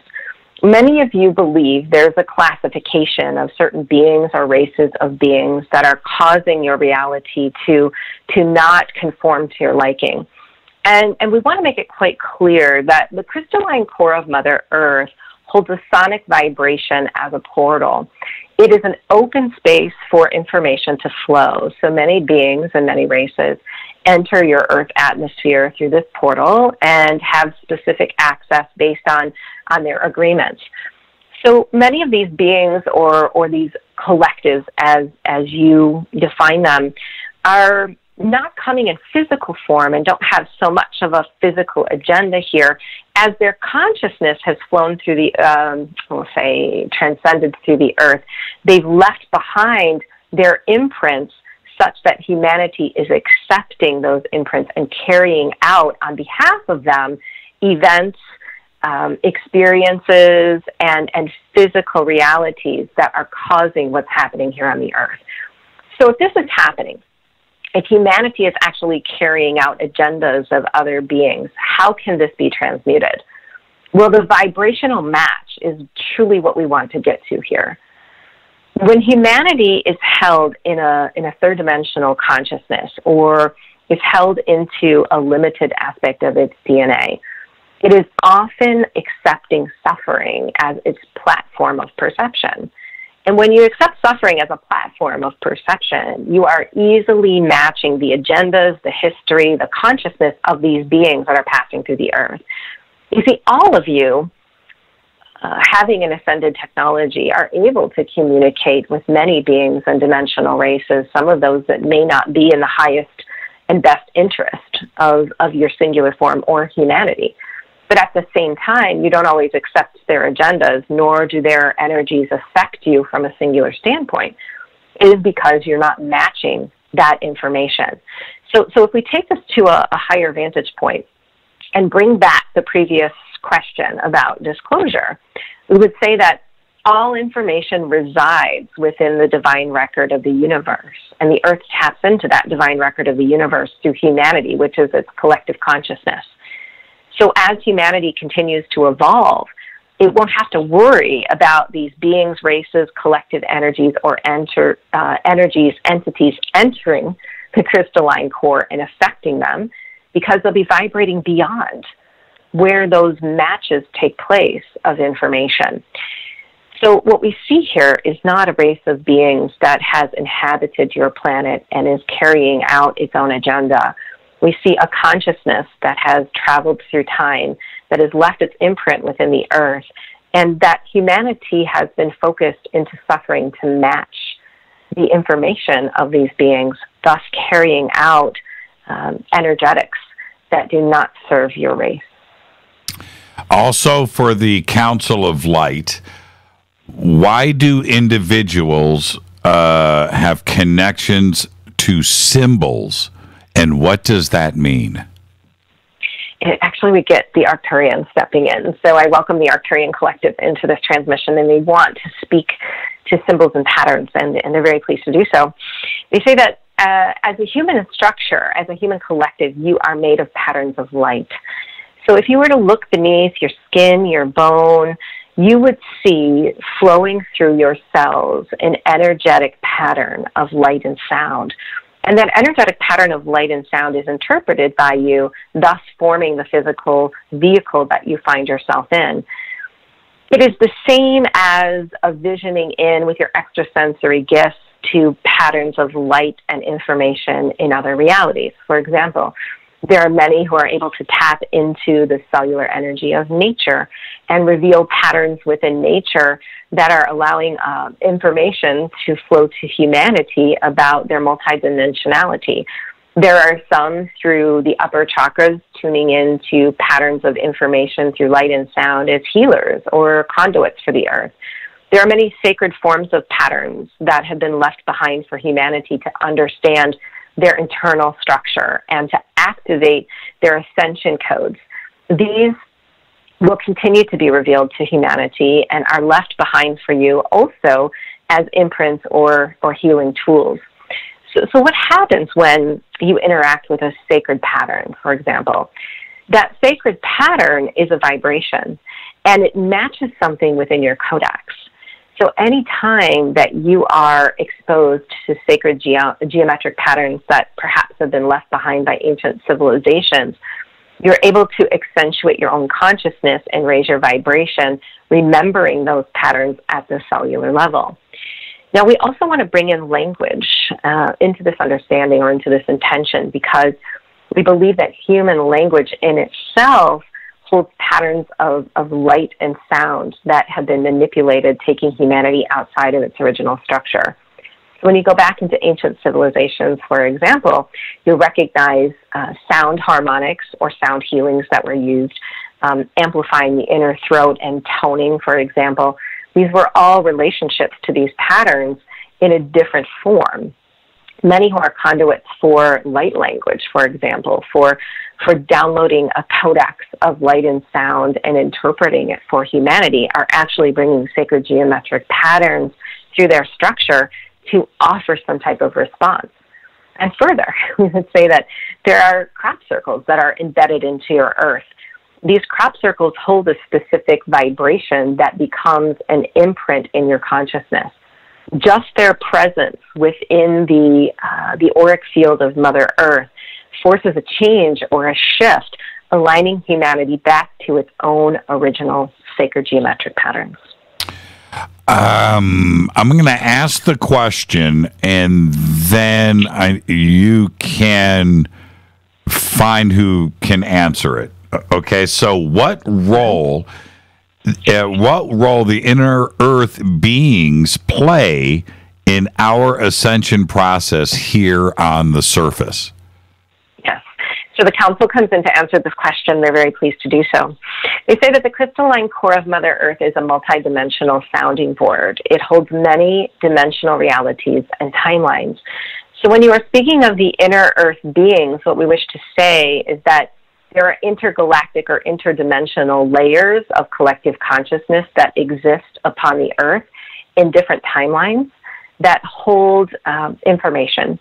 And so when these beings are accessed or understood, they come forth not for one purpose of human ascension, but many of them are here with assignments that are very specifically related to your bridge between the consciousness that you have held, or the dimension that you've held here for many, many millenniums of time, into a new enlightened society.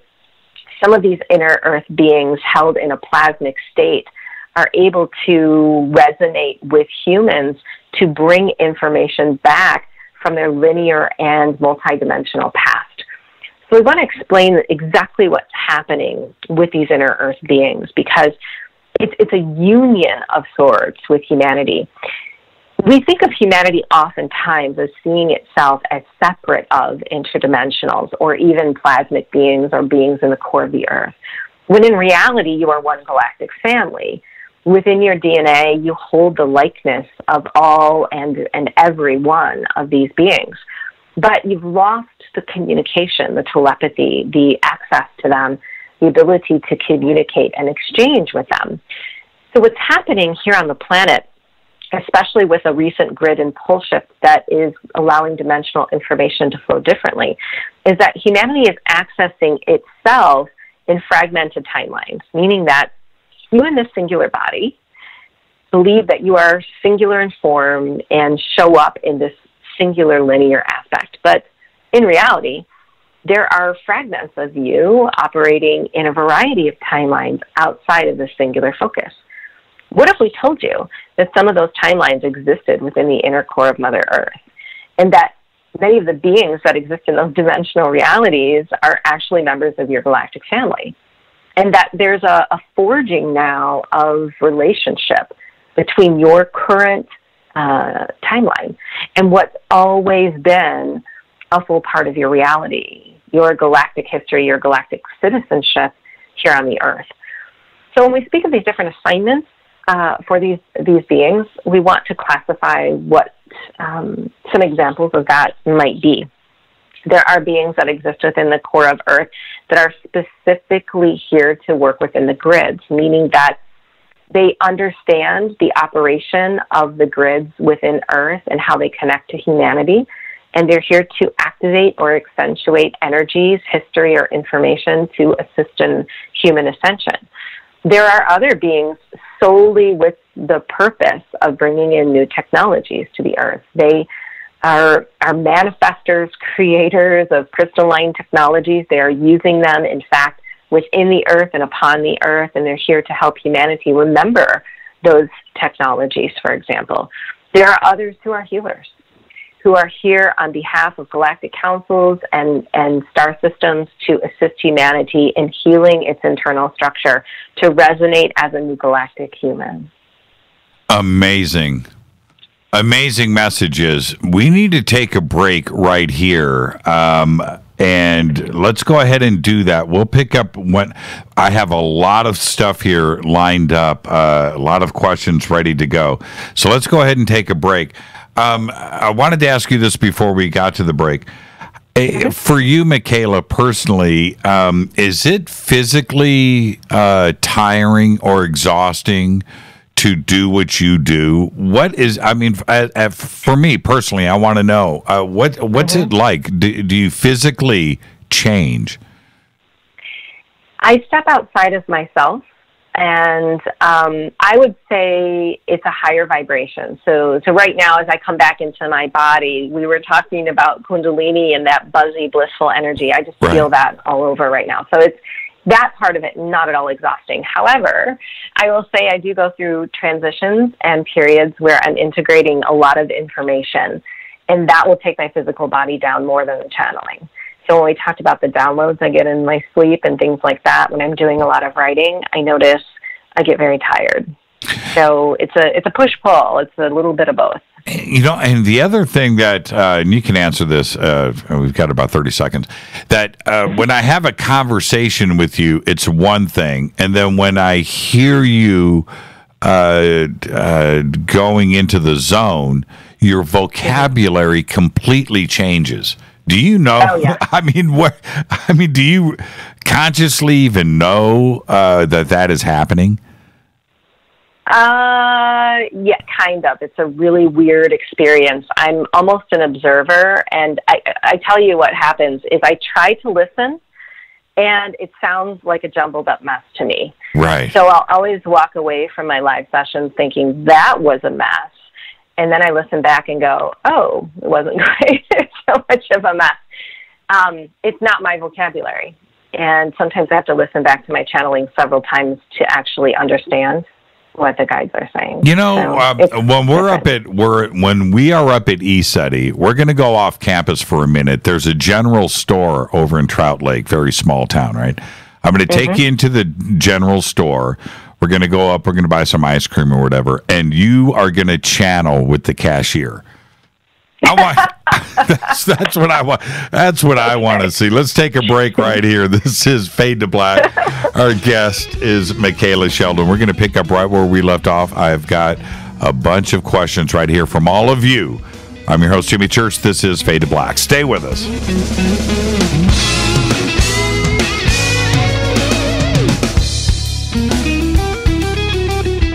Hi everybody, this is Rob Halford, the Metal Guard on JimmyChurchRadio.com. This is KGRA Digital Broadcasting Station, Salt Lake City, Utah, Van Buren, Arkansas.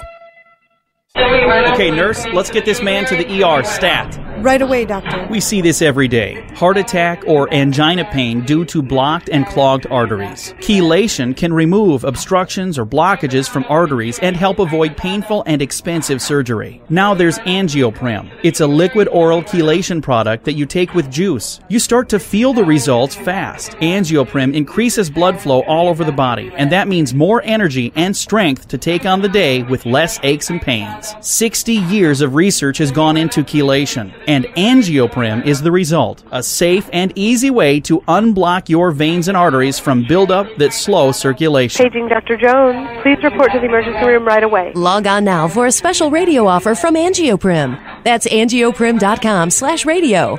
ANGIOPRIM. Angioprim.com/radio or call 877-882-7221. That's 877-882-7221. So, you love talk radio? Then you'll love TalkStreamLive.com. TalkStream Live is always on, 24/7 with the best streaming talk shows. Find your favorite talkers and discover some new ones. It's free, readily available online or on any smartphone or tablet. Finding your favorite talk shows all in one place has gotten a whole lot easier. Just go to TalkStreamLive.com. Be sure to download the free apps from Google Play or the iTunes App Store. Your contact for current news and trending topics. KGRARadio.com. Hello, Fadernauts. This is Jimmy Church, and I'm introducing New Pharma, a company whose products are based on science. Human function based on the endocannabinoid system, or ECS. New Pharma firmly believes in this science, and their research indicates that support of the ECS provides the beneficial effects for a healthy lifestyle. New Pharma's science includes relief capsules for pain relief, sleep capsules, which are natural support for occasional sleeplessness. Foundation is support for your ECS, and Fit capsules support your active lifestyle. Just click on the banner at JimmyChurchRadio.com and use the promo code F2B for a 33% discount on all of their products. Or visit newpharma.com for all of the knowledge on the science. That's GNUpharma.com. Go Beckley Tappy. Did you know that when you're on the road with limited data or Wi-Fi available, you can still listen to every minute of Fade to Black by just calling 605-562-4482. No smartphone, app, or internet needed. It saves your data plan and no extra cost if you have unlimited minutes. Just call 605-562-4482. You can listen to me, Jimmy Church, on any phone, anytime, anywhere. Go Beckley Tappy.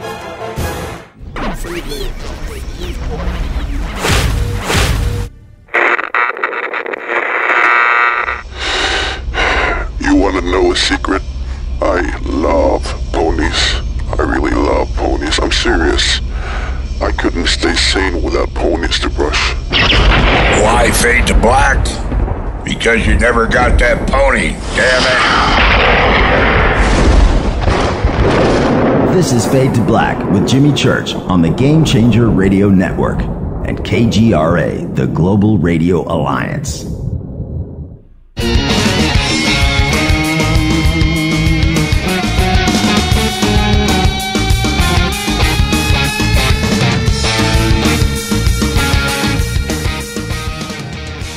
Welcome back. Fade to Black. I'm your host, Jimmy Church. This segment is proudly brought to you by New Manna. Emergency food storage for you and your family. 25-year shelf life, GMO and MSG free. 25-year shelf life. Made in America. Use the promo code Jimmy. Click on the banner over at jimmychurchradio.com. Any order over $100 is going to get you a Fade to Black t-shirt signed by me. Our guest tonight, Michaela Sheldon. And Michaela, this is just amazing. I've got so much lined up here. Are you ready? Are you ready to go? Yeah. Okay. Sure. All right. Let's go here. Andromedans. Can we talk to the Andromedans? Sure. Okay. Which is this? What is their message to us? Okay. So the Andromedan Collective presents themselves as a one. They are very pleased to address this audience as a collective as well. And they say that as a part of their assignment with humanity, they are operating in several different timelines to assist in the bridge of ascension that many are walking currently. However, the Andromedans as a collective has also had similar experiences with timeline shifts. So they are bringing forth history from their own experience and using it as an application to assist humanity within its own divine structure. Andromedans in their basic form have been ascended through a variety of these timeline shifts to the point that they enable their divine structure to be used as a conduit or a pass-through of information. So when you think about grids or operating within the grids, for example, exchanging information, you have grids within you. Humans have a grid work or a grid system. That grid system operates in meridians and portals and ascension codes, and many of you understand that when you arrive, you choose your birth date in alignment with the planets to have experiences that you've agreed on collectively. But what you forget is that you made those decisions from a collective vantage point such that a collective experience would be had as well. This is what we come to support. We work within the grids of humanity to activate these codes that bring you back to the understanding that everything that you are doing is not just for of the self, that the experiences that you have are solidifying, again, a reunion of your cosmic families or collective consciousness. Some of the ways that we do this is by being very attentive to the portals that exist within and upon the earth, as well as within the human structure. Portals are essentially openings or bridges to allow information to pass through or be exchanged when an intention is similar. And what we find is that often these portals can become very vulnerable for humanity. And as was alluded to previously, there are beings, races that pass through the Earth collective that are not in the highest intention for humanity. One of our roles or one of our assignments is to, for sake of a better term, upkeep the portals in relationship to their vibration or information that may be passed through that is not in humanity's best interest. When we see that portals are retaining information or density that is not in humanity's best interest or is creating potentials that are not of service to humanity, we will go in and activate both the grids within your human form as well as within the earth. And we do this through contract with humanity. So in other words, from a collective vantage point, you have agreed to work with Andromedans before coming into this human reality to allow us access to your grid lines, your meridians, your portals, knowing that we uphold the vision for humanity to always continue to ascend. This is for the Council of Light. Mm-hmm. Why are people of color, immigrants, still being persecuted. What lessons do we need to learn or teach to change this paradigm? Yes, we're pleased to explain this, and there is a basic premise behind why history continues to repeat on your planet. It is not just in this one area, but in many we see. What has happened here through time is that everything that has been created through any human or group of humans remains in your Akashic record. So as a singular being, if you have a relationship with someone and that relationship is in conflict, even though that conflict may be over and it is not present yet in your life, it still remains in a timeline that vibrates in real time somewhere else in the universe.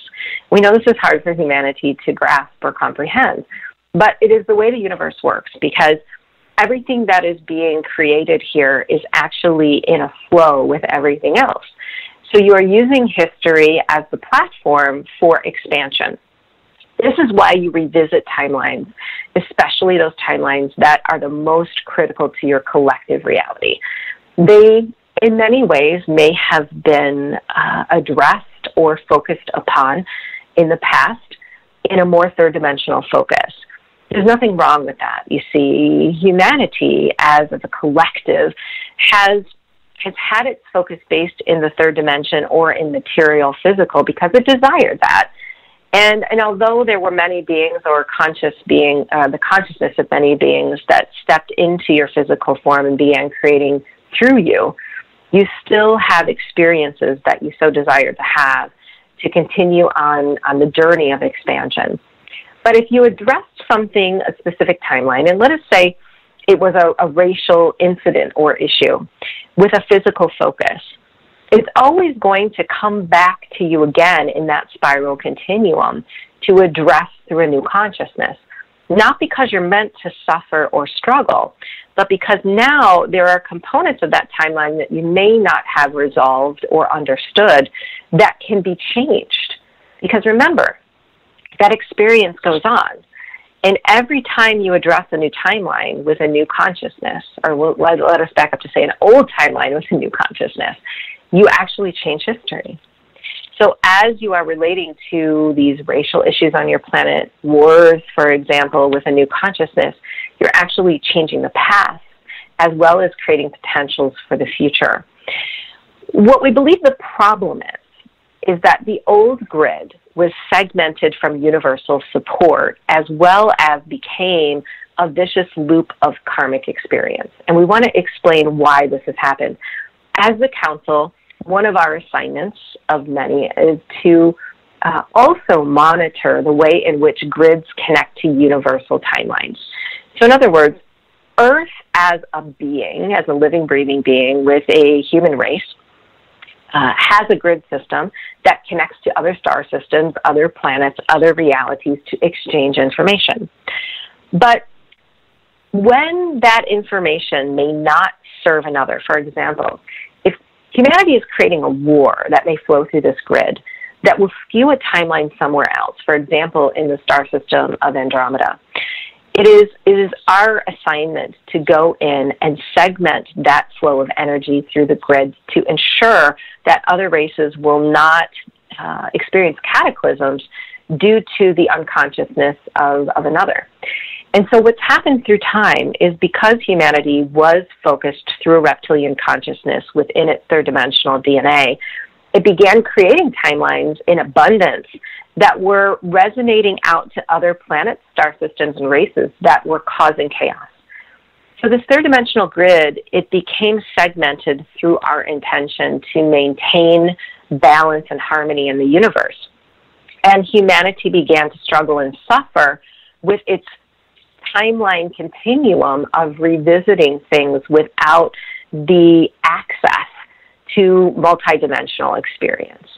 But what's happened recently that has been alluded to in this transmission previously is that a new grid potential has been formed. This new grid connects very solidly to universal support, and there is a two-way flow. And the reason for that is humanity is creating timelines that are of benefit to other races, that match experiences that can be brought here to resolve some of the things that that you have yet to be able to resolve in your current conscious awareness or in the density that you've been existing in. And this is why we have such hope for humanity, especially in regards to these types of issues, revisiting racial issues, even issues between divine masculine and feminine that continue to come up here in your collective human race, because you now have access to new information. And through a new consciousness, you're matching timelines where you've already resolved these issues. We want you to imagine for a minute that there is a human race that exists in future timelines, that many of you who are here in this moment have already resolved things that you cannot imagine resolving right now. And what if we told you that the new consciousness that you hold is bringing that vibrational match of information back to you in order to now revisit these issues with a new consciousness? And that consciousness is focused in non-physical. So when we're focused in non-physical, what happens is our light bodies, our DNA, they carry out some of the work for us. It doesn't become just the decisions we're making in physical or how we approach our physical reality. It becomes the way we access information non-physically and exchange it with others. So we wish to say that although you may be revisiting some things on your planet in this time that exist in that karmic loop, that third-dimensional loop that is segmented from universal support, because this new grid has been stabilized, what we see is these issues becoming resolved as you continue to work through them. So how do we accept suffering, especially when everything feels like it's toppling around us? Yes. So the Pleiadians want to come in and speak to this, and they're very pleased to do so. They say that there's a big difference, you see, between human suffering as it has been defined or experienced and karma or emotional experience that you've planned as a soul to evolve.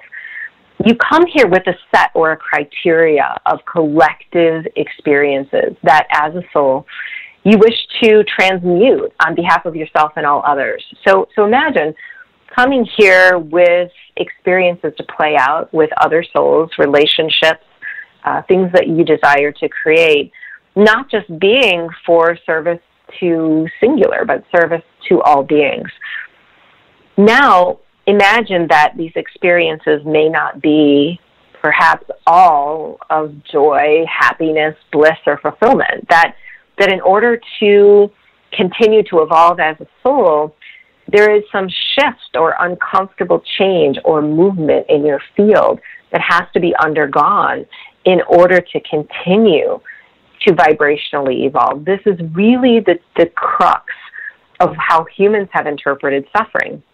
You see, when you have pain in the body, you have defined that pain as being wrong.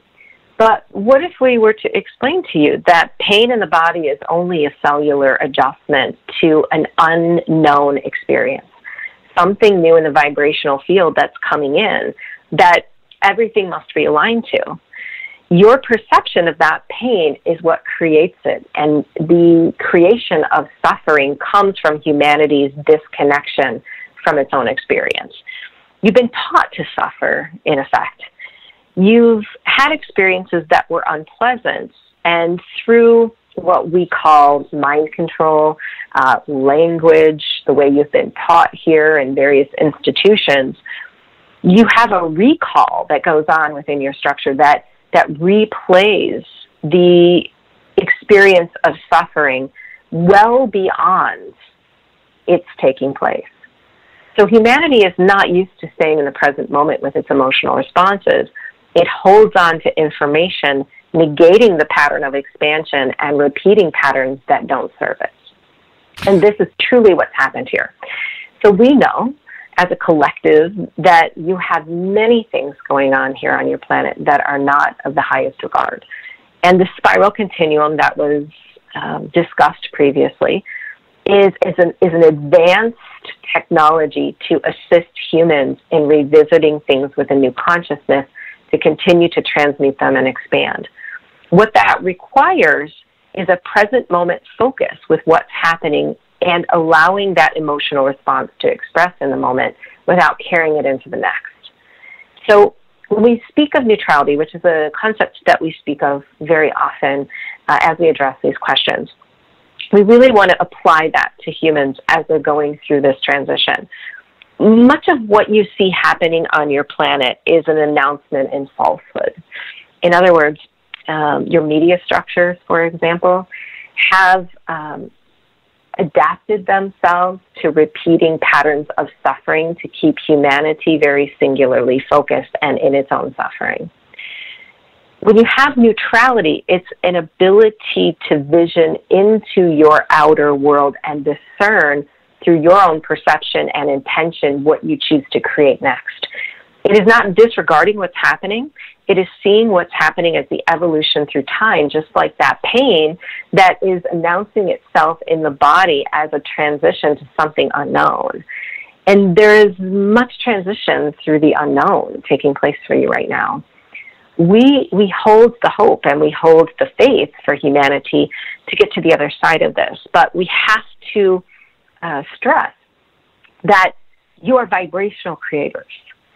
So if you are continuing to pay attention or place currency on the suffering that's taking place on your planet without balancing that in some way with a perception of hope or a creation or an output into timelines that are negating those that are in a state of suffering, there is no ability for humanity to move through this spiral continuum and create in physical, because everything that manifests in physical has its root in some vibrational potential.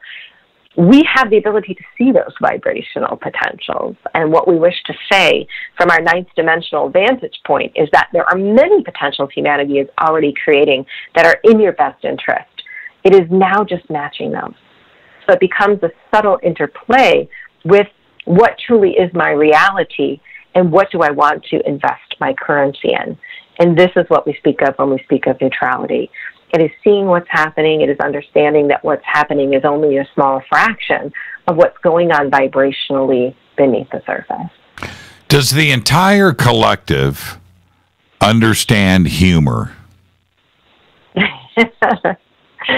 We believe humor is the basis of all vibrational creation.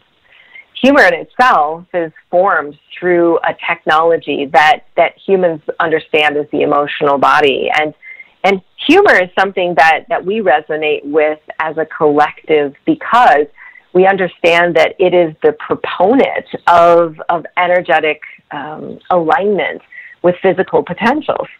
Anytime that you're in a state of humor, what you're able to do is not necessarily negate your reality, but transmute it into a new perspective. And that's a very valuable tool. So, with that answer to the previous question about humor, then I will ask this one, which is, why are the answers so complicated? We are speaking in vibrational terms, and the communication that comes through this conduit is geared not only for the understanding, but the absorption of the information vibrationally. So we're using words, we're using terms, we're using a language that is known by your internal or vibrational structure to evoke some type of timeline shift. That doesn't necessarily mean that in the moment your consciousness is grasping it in the way that you so desire. For example, anyone who is a part of this collective transmission is receiving something very unique. The question or the answer to the question may seem very linear or singular, but there are many different individuals with many different interpretations and unique structures coming to this transmission. It requires the language to enable a leveling of the playing field, in other words, vibrationally, such that everyone takes away their unique understanding and can apply it in their own life. So speaking of timelines and staying right here, was the shift between Obama directly to Trump any indication of a serious change in our timeline? It wasn't gradual, it was direct. Absolutely. You are always manifesting the beings on your planet to carry out the activities that are best aligned to what the potentials show. In other words, you believe that you are voting in a president through a physical means, but actually your energetic vibration is forming a potential timeline. And when that potential timeline receives enough currency or attention from many beings, it will manifest into a physically grounded experience. And this is what we see with your presidency. Many believe that this president is actually causing harm or creating realities that are not in humanity's best interest. But what you must understand is that there is an awakening process taking place within this timeline, and that those beings that are now paying close attention to what many of your government agencies and conduits have been creating for a lineage of time are enabling a shift to take place again very vibrationally. So was it a timeline shift? You're always making timeline shifts. This one was felt very dramatically and will continue to feel very dramatic to, or significant, we would say, to humanity, because the potentials that you're playing out required a conduit of this nature in this time. So who is in control of humanity? We feel that there is something controlling this planet. Who is it? We are the Pleiadians, and we want to answer this question in several different ways, because what humans don't consider is that they operate through several different perspectives. There's a soul vibration or a soul container, which is your singular experience. There's a collective vantage point or a higher self container, which is your human race as a one. And there's an oversoul experience, which is your cosmic or galactic families. What's happened here through time is that your soul vibration was tuned to collectively connect and create a reality. But because there were many, as we discussed, beings and collectives that had been able to access Mother Earth through her crystalline core, humanity has been receiving information that has not allowed it to implement these other containers. In other words, become more collectively focused, remember its galactic citizenship or history. Who is running the planet is a difficult question for us to answer, because these timelines that you're on are in all of these different perspectives. As you know, you have your own reality. You have relationships, you have work, you have friendships, you have all of these things that you do on a day-to-day basis. We believe that the soul vehicle, the soul container, creates your own reality. And these relationships that you have, the work that you do, what you magnetize, your partnerships. But collectively on your planet, what you have to understand is that everything that soul container is experiencing is having an effect on what's happening globally, on what's happening upon your planet. So the way you interact with your relationships, the way that you perceive your work, they all resonate in a field of one. And that field of one is matching collective potentials. Now, is it safe to say that humanity is creating its own reality? Or is it safe to say that there's a reptilian consciousness that's driving that creation? We would say both. Right now, what's happening is there are times in which humanity is matching higher dimensional potentials through its own soul experience because it's ascending.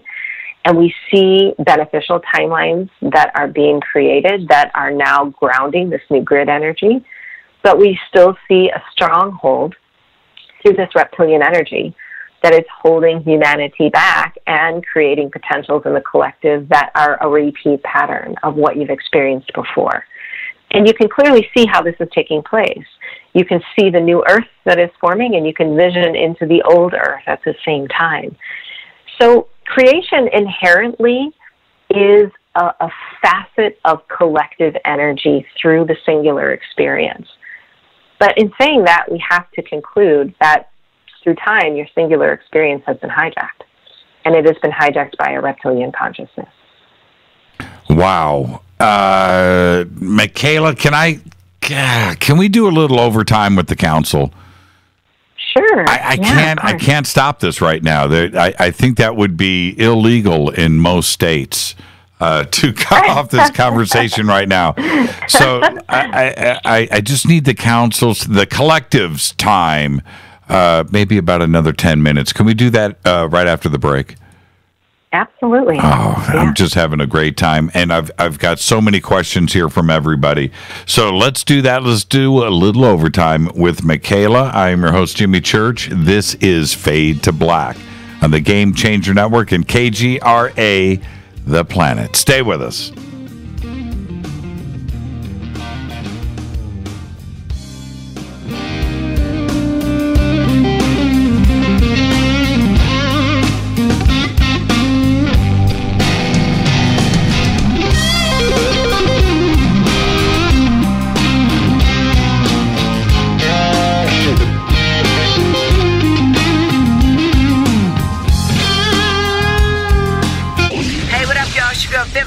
Here, and you are listening to my boy Jimmy Church on JimmyChurchRadio.com.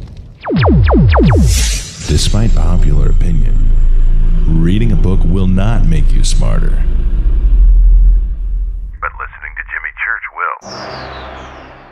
So you went to dinner last night, you had your favorite pasta. Ugh. Or maybe you had a heavy, spicy meal and it left you. Ugh. GetTheT.com. Maybe you mowed down a huge steak and your plumbing is all plugged. Ugh. GetTheT.com. Our super strength tea will take care of your occasional. Ugh. It's all organic and non-GMO. Get rid of ugh. We have so many great supplements, but our super tea is number one. GetTheT.com. That's GetTheT.com. So, you love talk radio? Then you'll love TalkStreamLive.com. TalkStream Live is always on, 24/7 with the best streaming talk shows. Find your favorite talkers and discover some new ones. It's free, readily available online or on mobile with any smartphone or tablet. Finding your favorite talk shows all in one place has gotten a whole lot easier. Just go to TalkStreamLive.com. Be sure to download the free apps from Google Play or the iTunes App Store. When you take the beans from Central America with dashes of Indonesian and African mixed in and then roast it to the dark side of Fade to Black, you create the ultimate brew of fringe. Introducing the Fade to Black blend from River Moon Coffee. Yes, River Moon's darkest customized roast was created for the love of Fade to Black. The alchemy of masterful roasting and smoking the beans is in every sip of this full-bodied, dark Java. I need my coffee dark, deep, with distinct bittersweet chocolate highlights, just like the bunker. Leaning further into the darkness of the roast is Fade to Black blend from River Moon Coffee. Just click on the banner at JimmyChurchRadio.com and use the promo code F2BBLEND for 15% off of your order today. Go Beckley Teppy. Hey, can we talk about something serious for a minute? Your age. Getting old has its perks. But remember, being a few years younger, you know, your hair was thicker, you didn't have so many wrinkles, that extra weight wasn't haunting you, and you just felt better. Well, we can't turn back the clocks and go back 10 or 15 years, but you can start feeling and looking 10 or 15 years younger with Nature's Youth RSF. It's a doctor-formulated daily supplement that helps your body maintain its peak performance and fight the aging process. Imagine sleeping better, looking better, and feeling better. See how Nature's Youth RSF has helped thousands of people just like you at nature'syouth.com. nature'syouth.com. The holidays are coming. Imagine how it will feel when your family and friends are asking you what you did to look so good. Your secret will be Nature's Youth RSF. It's time to start looking better and feeling better. Learn more and order your Nature's Youth RSF at nature'syouth.com. That's nature'syouth.com. Erica, Brittany, Gabby, and you're listening to JimmyChurchRadio.com.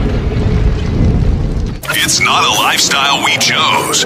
We were born this way. KGRARadio.com.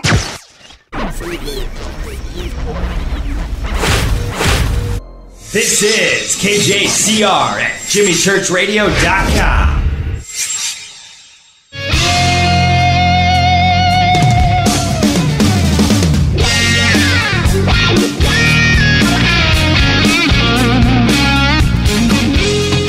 What an amazing show so far tonight. Doing a little overtime with our guest, Michaela Sheldon. She will be at Soul Tech with us up at ECETI in August, and you can go to soultechgathering.com for tickets and info. We're only selling 300, so there's going to be 300 of us together wearing Fade to Black shirts up at ECETI Ranch. Michaela, thank you so much for doing a little overtime with us. And are you ready to continue? I'm ready. Yeah, of course. Okay. This is interesting. So many of us hear information that may be a little complicated. Is there going to be a door? Is there something that is going to open that will help us understand all of this? Yeah, the Pleiadians will explain this. So in regards to the transmission that's coming through, we want to ground this understanding for you as humans, because when there's an interaction with an interdimensional being or a collective such as ourselves, what's happening is the transmission that's coming through is being revealed, interpreted in sound and light by the conduit of our choosing. In other words, there are many that we have agreements with who are transmitting our information as they are interpreting it through their own consciousness. It comes through in sound waves. And those sound waves, as humans define them, are words. They are language. They can also be interpreted as sounds or tones, for example. But nonetheless, when they are received by any human structure, they are always working individually and uniquely within you to allow you to accept new information that might already be present in your field. So in other words, as you are experiencing this transmission right now, the question that you have asked is already being answered, because within you, there are alignments being made, there are adjustments taking place, and they may not be in direct relationship to the information that's come through. For example, some of those who have been a part of this transmission may wake up the next morning to a new ability, or a change in a timeline, or a realization about their own truth that is coming from this information, but nonetheless may not seem as if it's related. So what we ask is that humanity does not get caught up in the terms of consciousness or the transmissions that are coming through, that the deep understanding doesn't come from your relationship to the information. It comes from your receiving of the vibration. We experience lives filled with synchronicity. We are on the path. Yet, why is it that some of us can receive messages from our guides, while it seems like some others have our guides on mute? Why is that, and how can we change this? Okay, and yes, the Pleiadians want to speak to this, and they say that humans are built as receivers. Every part of your energetic structure holds a similar technology to any other human. However, because you come in as a unique soul experience to the collective, you are interpreting that technology through your own energetic abilities. The way in which we want to discuss this has more to do with patterns in relationship to synchronicities than it does the visceral experience of your guides, teachers, and masters, because we feel that as humans that are evolving, what's beginning to happen is that visceral response is beginning to transition into your own experience. In other words, these guides, these masters, these teachers, these beings that you so desire to have a visceral response from are showing up as the self, because ultimately you're a part of the collectives that are coming forward. These master teachers are not singular in nature. They are collective vibrations, and you are one with that collective vibration. I'm sorry. I don't want to interrupt the Pleiadian Council. No, that's okay. Just want to talk about synchronicities. I want to talk about synchronicities really quick. And they want to bring it in as an example with numbers. Many humans see repeating numbers, for example, and these repeating numbers will come to them at times of ascension. They're always searching for the meaning in these synchronicities or repeating numbers, but essentially what they are seeing are patterns of their own ascension. They are confirmations of things that are going on within. It's important that humanity pay attention to their thoughts, their emotions, their experiences when these synchronicities happen, because they are either confirming or denying something that's going on internally within you. Okay? Yes, and since the Pleiadians are up, is there any connection with the Pleiadians to Norse gods or Norse myths? Yes. There are many ancient Pleiadians who have been a part of your Earth experience, who are here as ancient teachers. They came first to seed the Earth with intergalactic or interdimensional information. And because they did this, they were ones that had the wisdom or knowledge to teach many of the ancient tribes and some of the original humans about how to utilize these ancient resources. Some of these teachings involved using the multigalactic energies that were present on Earth as vehicles for time travel or vehicles for healing, for example. Many of us show up as ancient gods, teachers, or wisdom keepers throughout society or humanity, even not only in ancient Pleiadian form, but in Pleiadian hybrid human form. Because when we manifested here into this density, we had to change our physical and non-physical form to adapt to how humanity was structured. And this allowed us to have the resonance to connect with many humans and relay some of these teachings. How do we know if those numbers are confirming or denying? Yes, we will give you the process. When you are seeing perhaps a repeating number in your experience, it is important to be in the present moment, in the here and now, with what your thought process was just prior to seeing that number. Perhaps, for example, you were having a thought that was confirming your own ascension. It was something that was supportive of you or creative in your energy. This number pattern is just an extension of your own ascension, confirming that you are on the right path, or that what you are thinking, what you are believing about the self is a vibrational creation that holds merit or weight within your soul imprint. However, if in that present moment you have a thought, an emotion, an experience, perhaps of the past, of something that you were struggling through or had significant suffering around, and negating your own value, this number pattern is showing up for you to make a quick correction to allow you to get back on the ascension path. These synchronicities show up because they are opportunities for us to ascend. We tap into these patterns as a recognition of our own soul pattern, showing us the way back to source energy. So if you're always in the present moment when you're experiencing these number patterns with your thoughts, your emotions, and your process, it will help you to either confirm or deny the next step in your reality. Is Bigfoot Arcturian?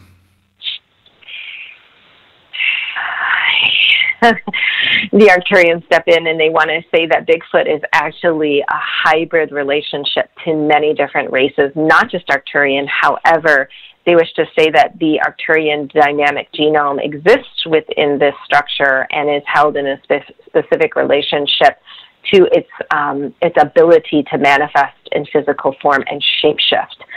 The Arcturians are very predisposed, again, to patterns and the way energy flows through different dimensional realities.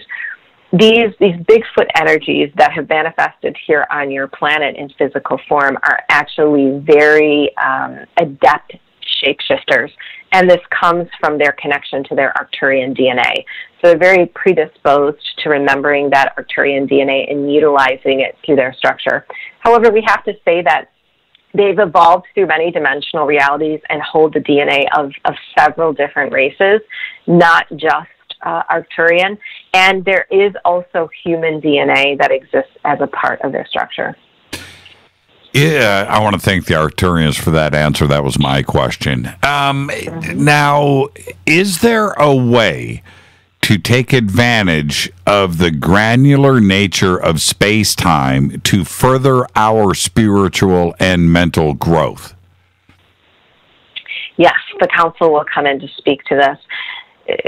When you're referring to the granular nature of space and time, we equate this to the information that vibrates in your record. In other words, Space-time is an energy that holds information as consciousness, as light.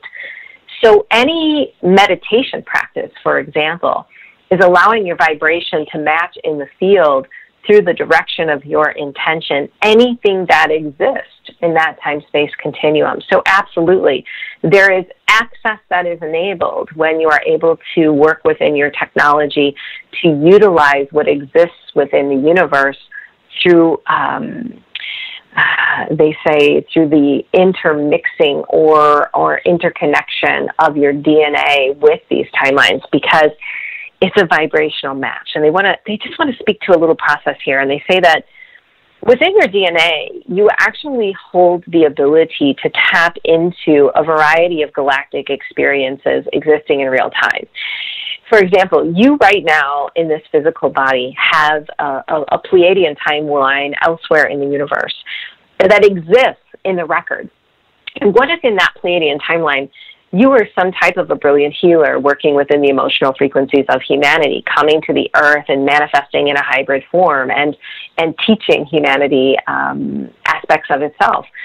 This is available to you in that time-space continuum. It operates as a part of your DNA and draws as a magnet what's most relevant to you in this timeline. It would be impossible for humanity to tap into all of the record. And that's why we say that access is very limited to your DNA, because within your DNA you have specific, we'll call it intentions that you come with that gravitate toward or magnetize sets of information in the field. But this is absolutely a precursor to the new human that we see forming on your earth, being able to tap in and utilize the record to transmute your own physical experience or actually activate or accentuate your own experience. Are there groups? No, I'm sorry. The groups today that are insisting on their narrative of disclosure is the correct one. Who do we believe?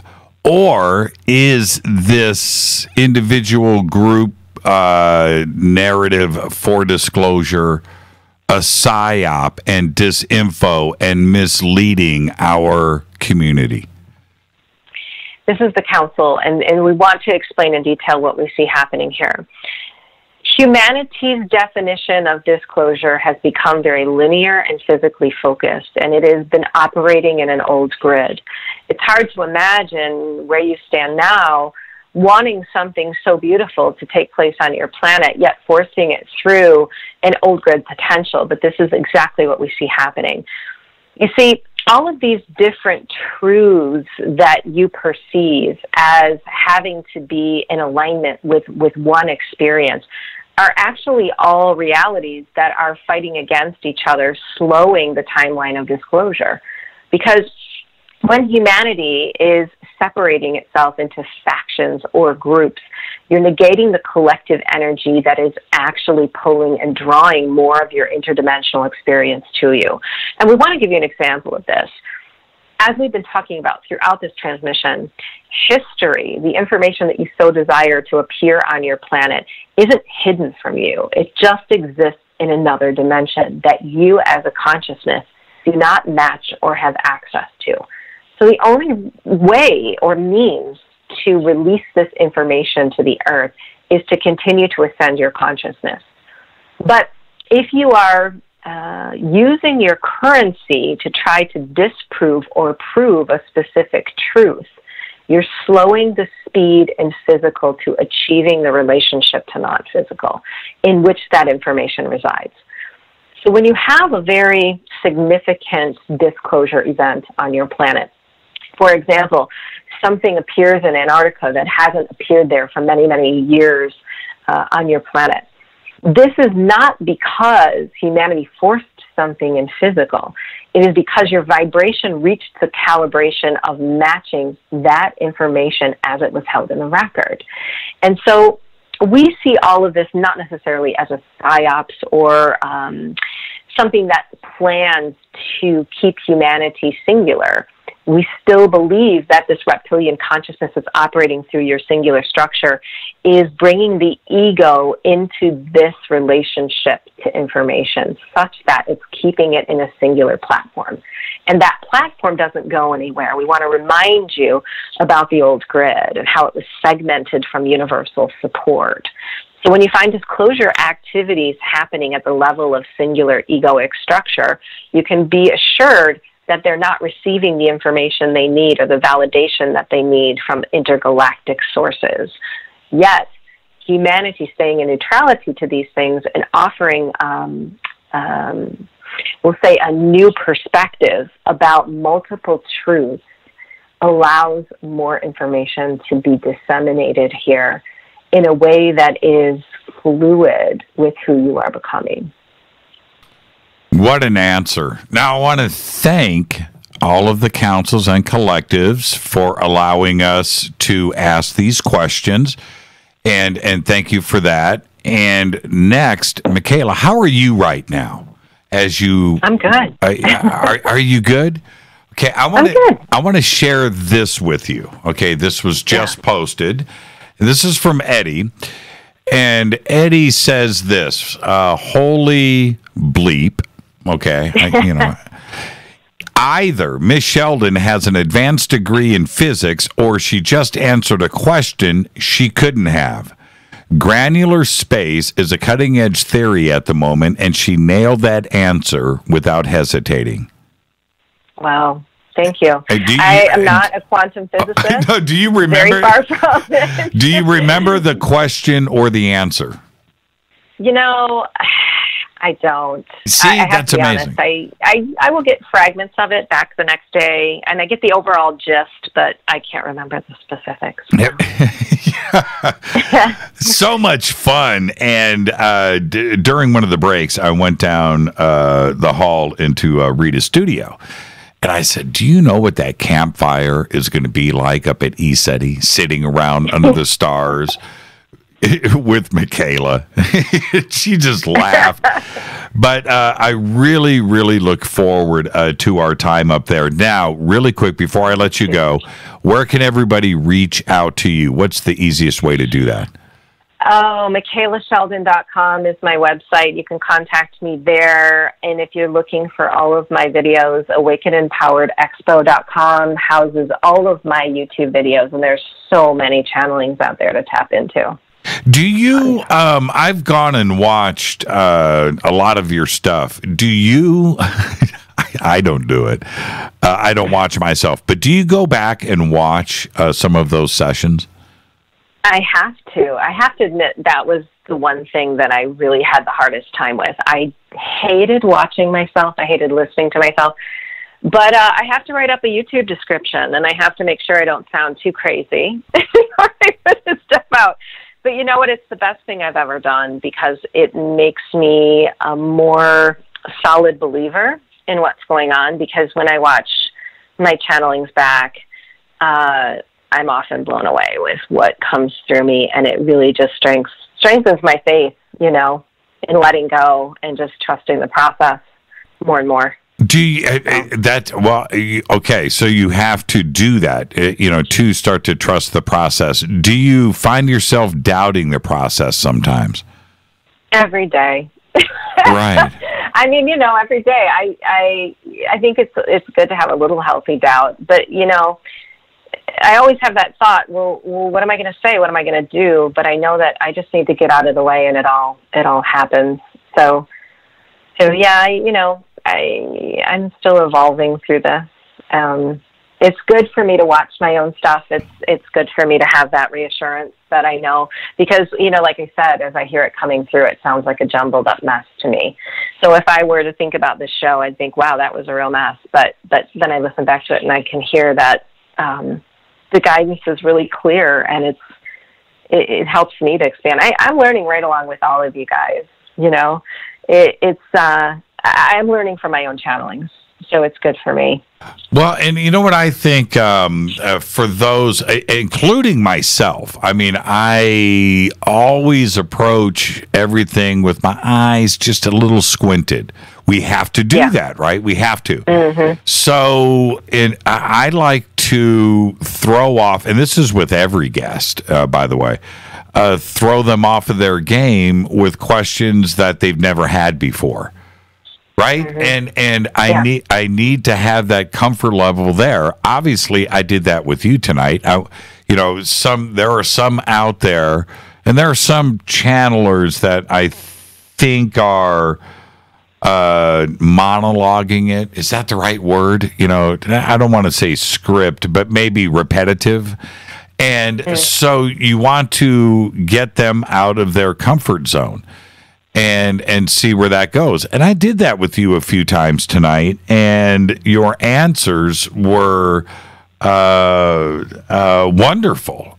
I don't want you to feel uncomfortable with what I'm saying, but you need that too.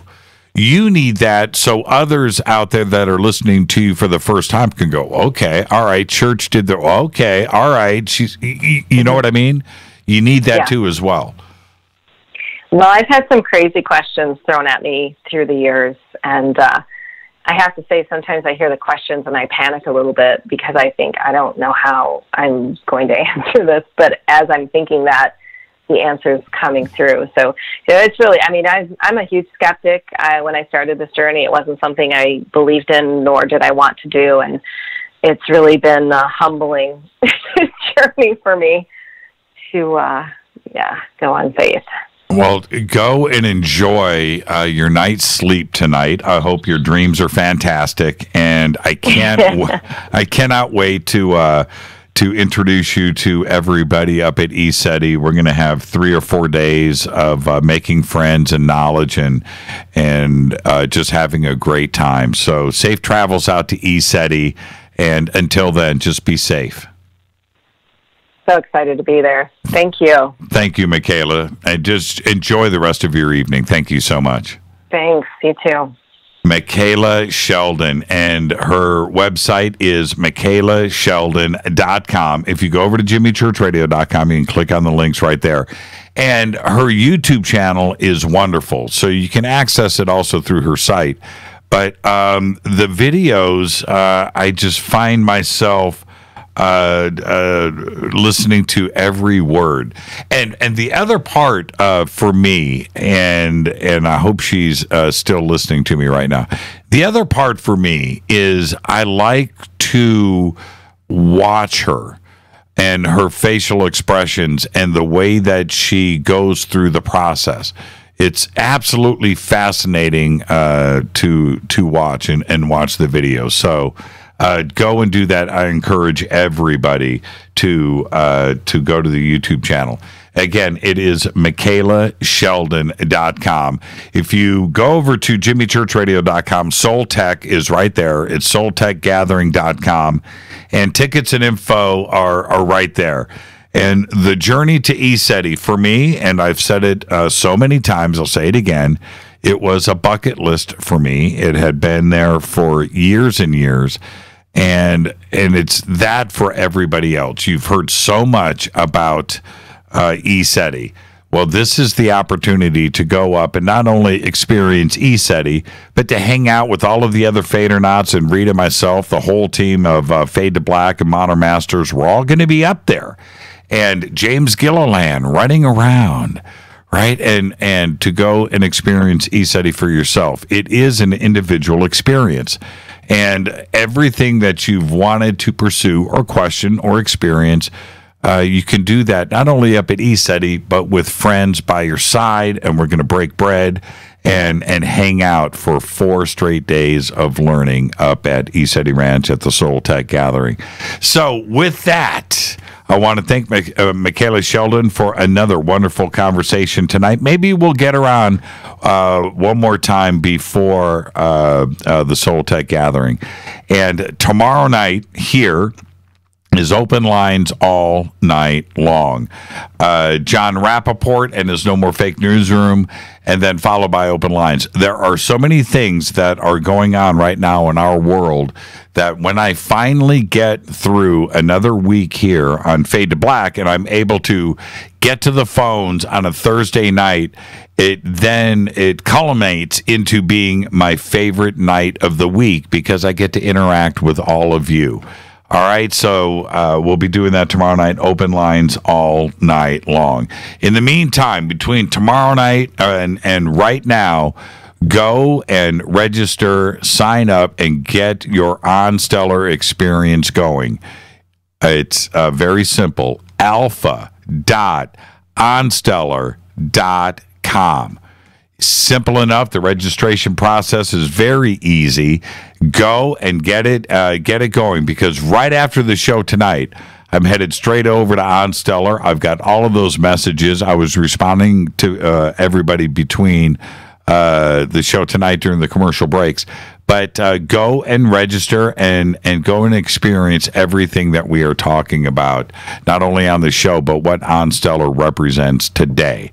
I want to hang out with all of you tomorrow during the day. With that, I'm going to get out of here. It's another great episode of Fade to Black and Michaela Sheldon. MichaelaSheldon.com. Fade to Black's executive producer is Rita Kamurian. Show is produced by Hilton J. Palm, Renee. Thank you, Dennis, Bob.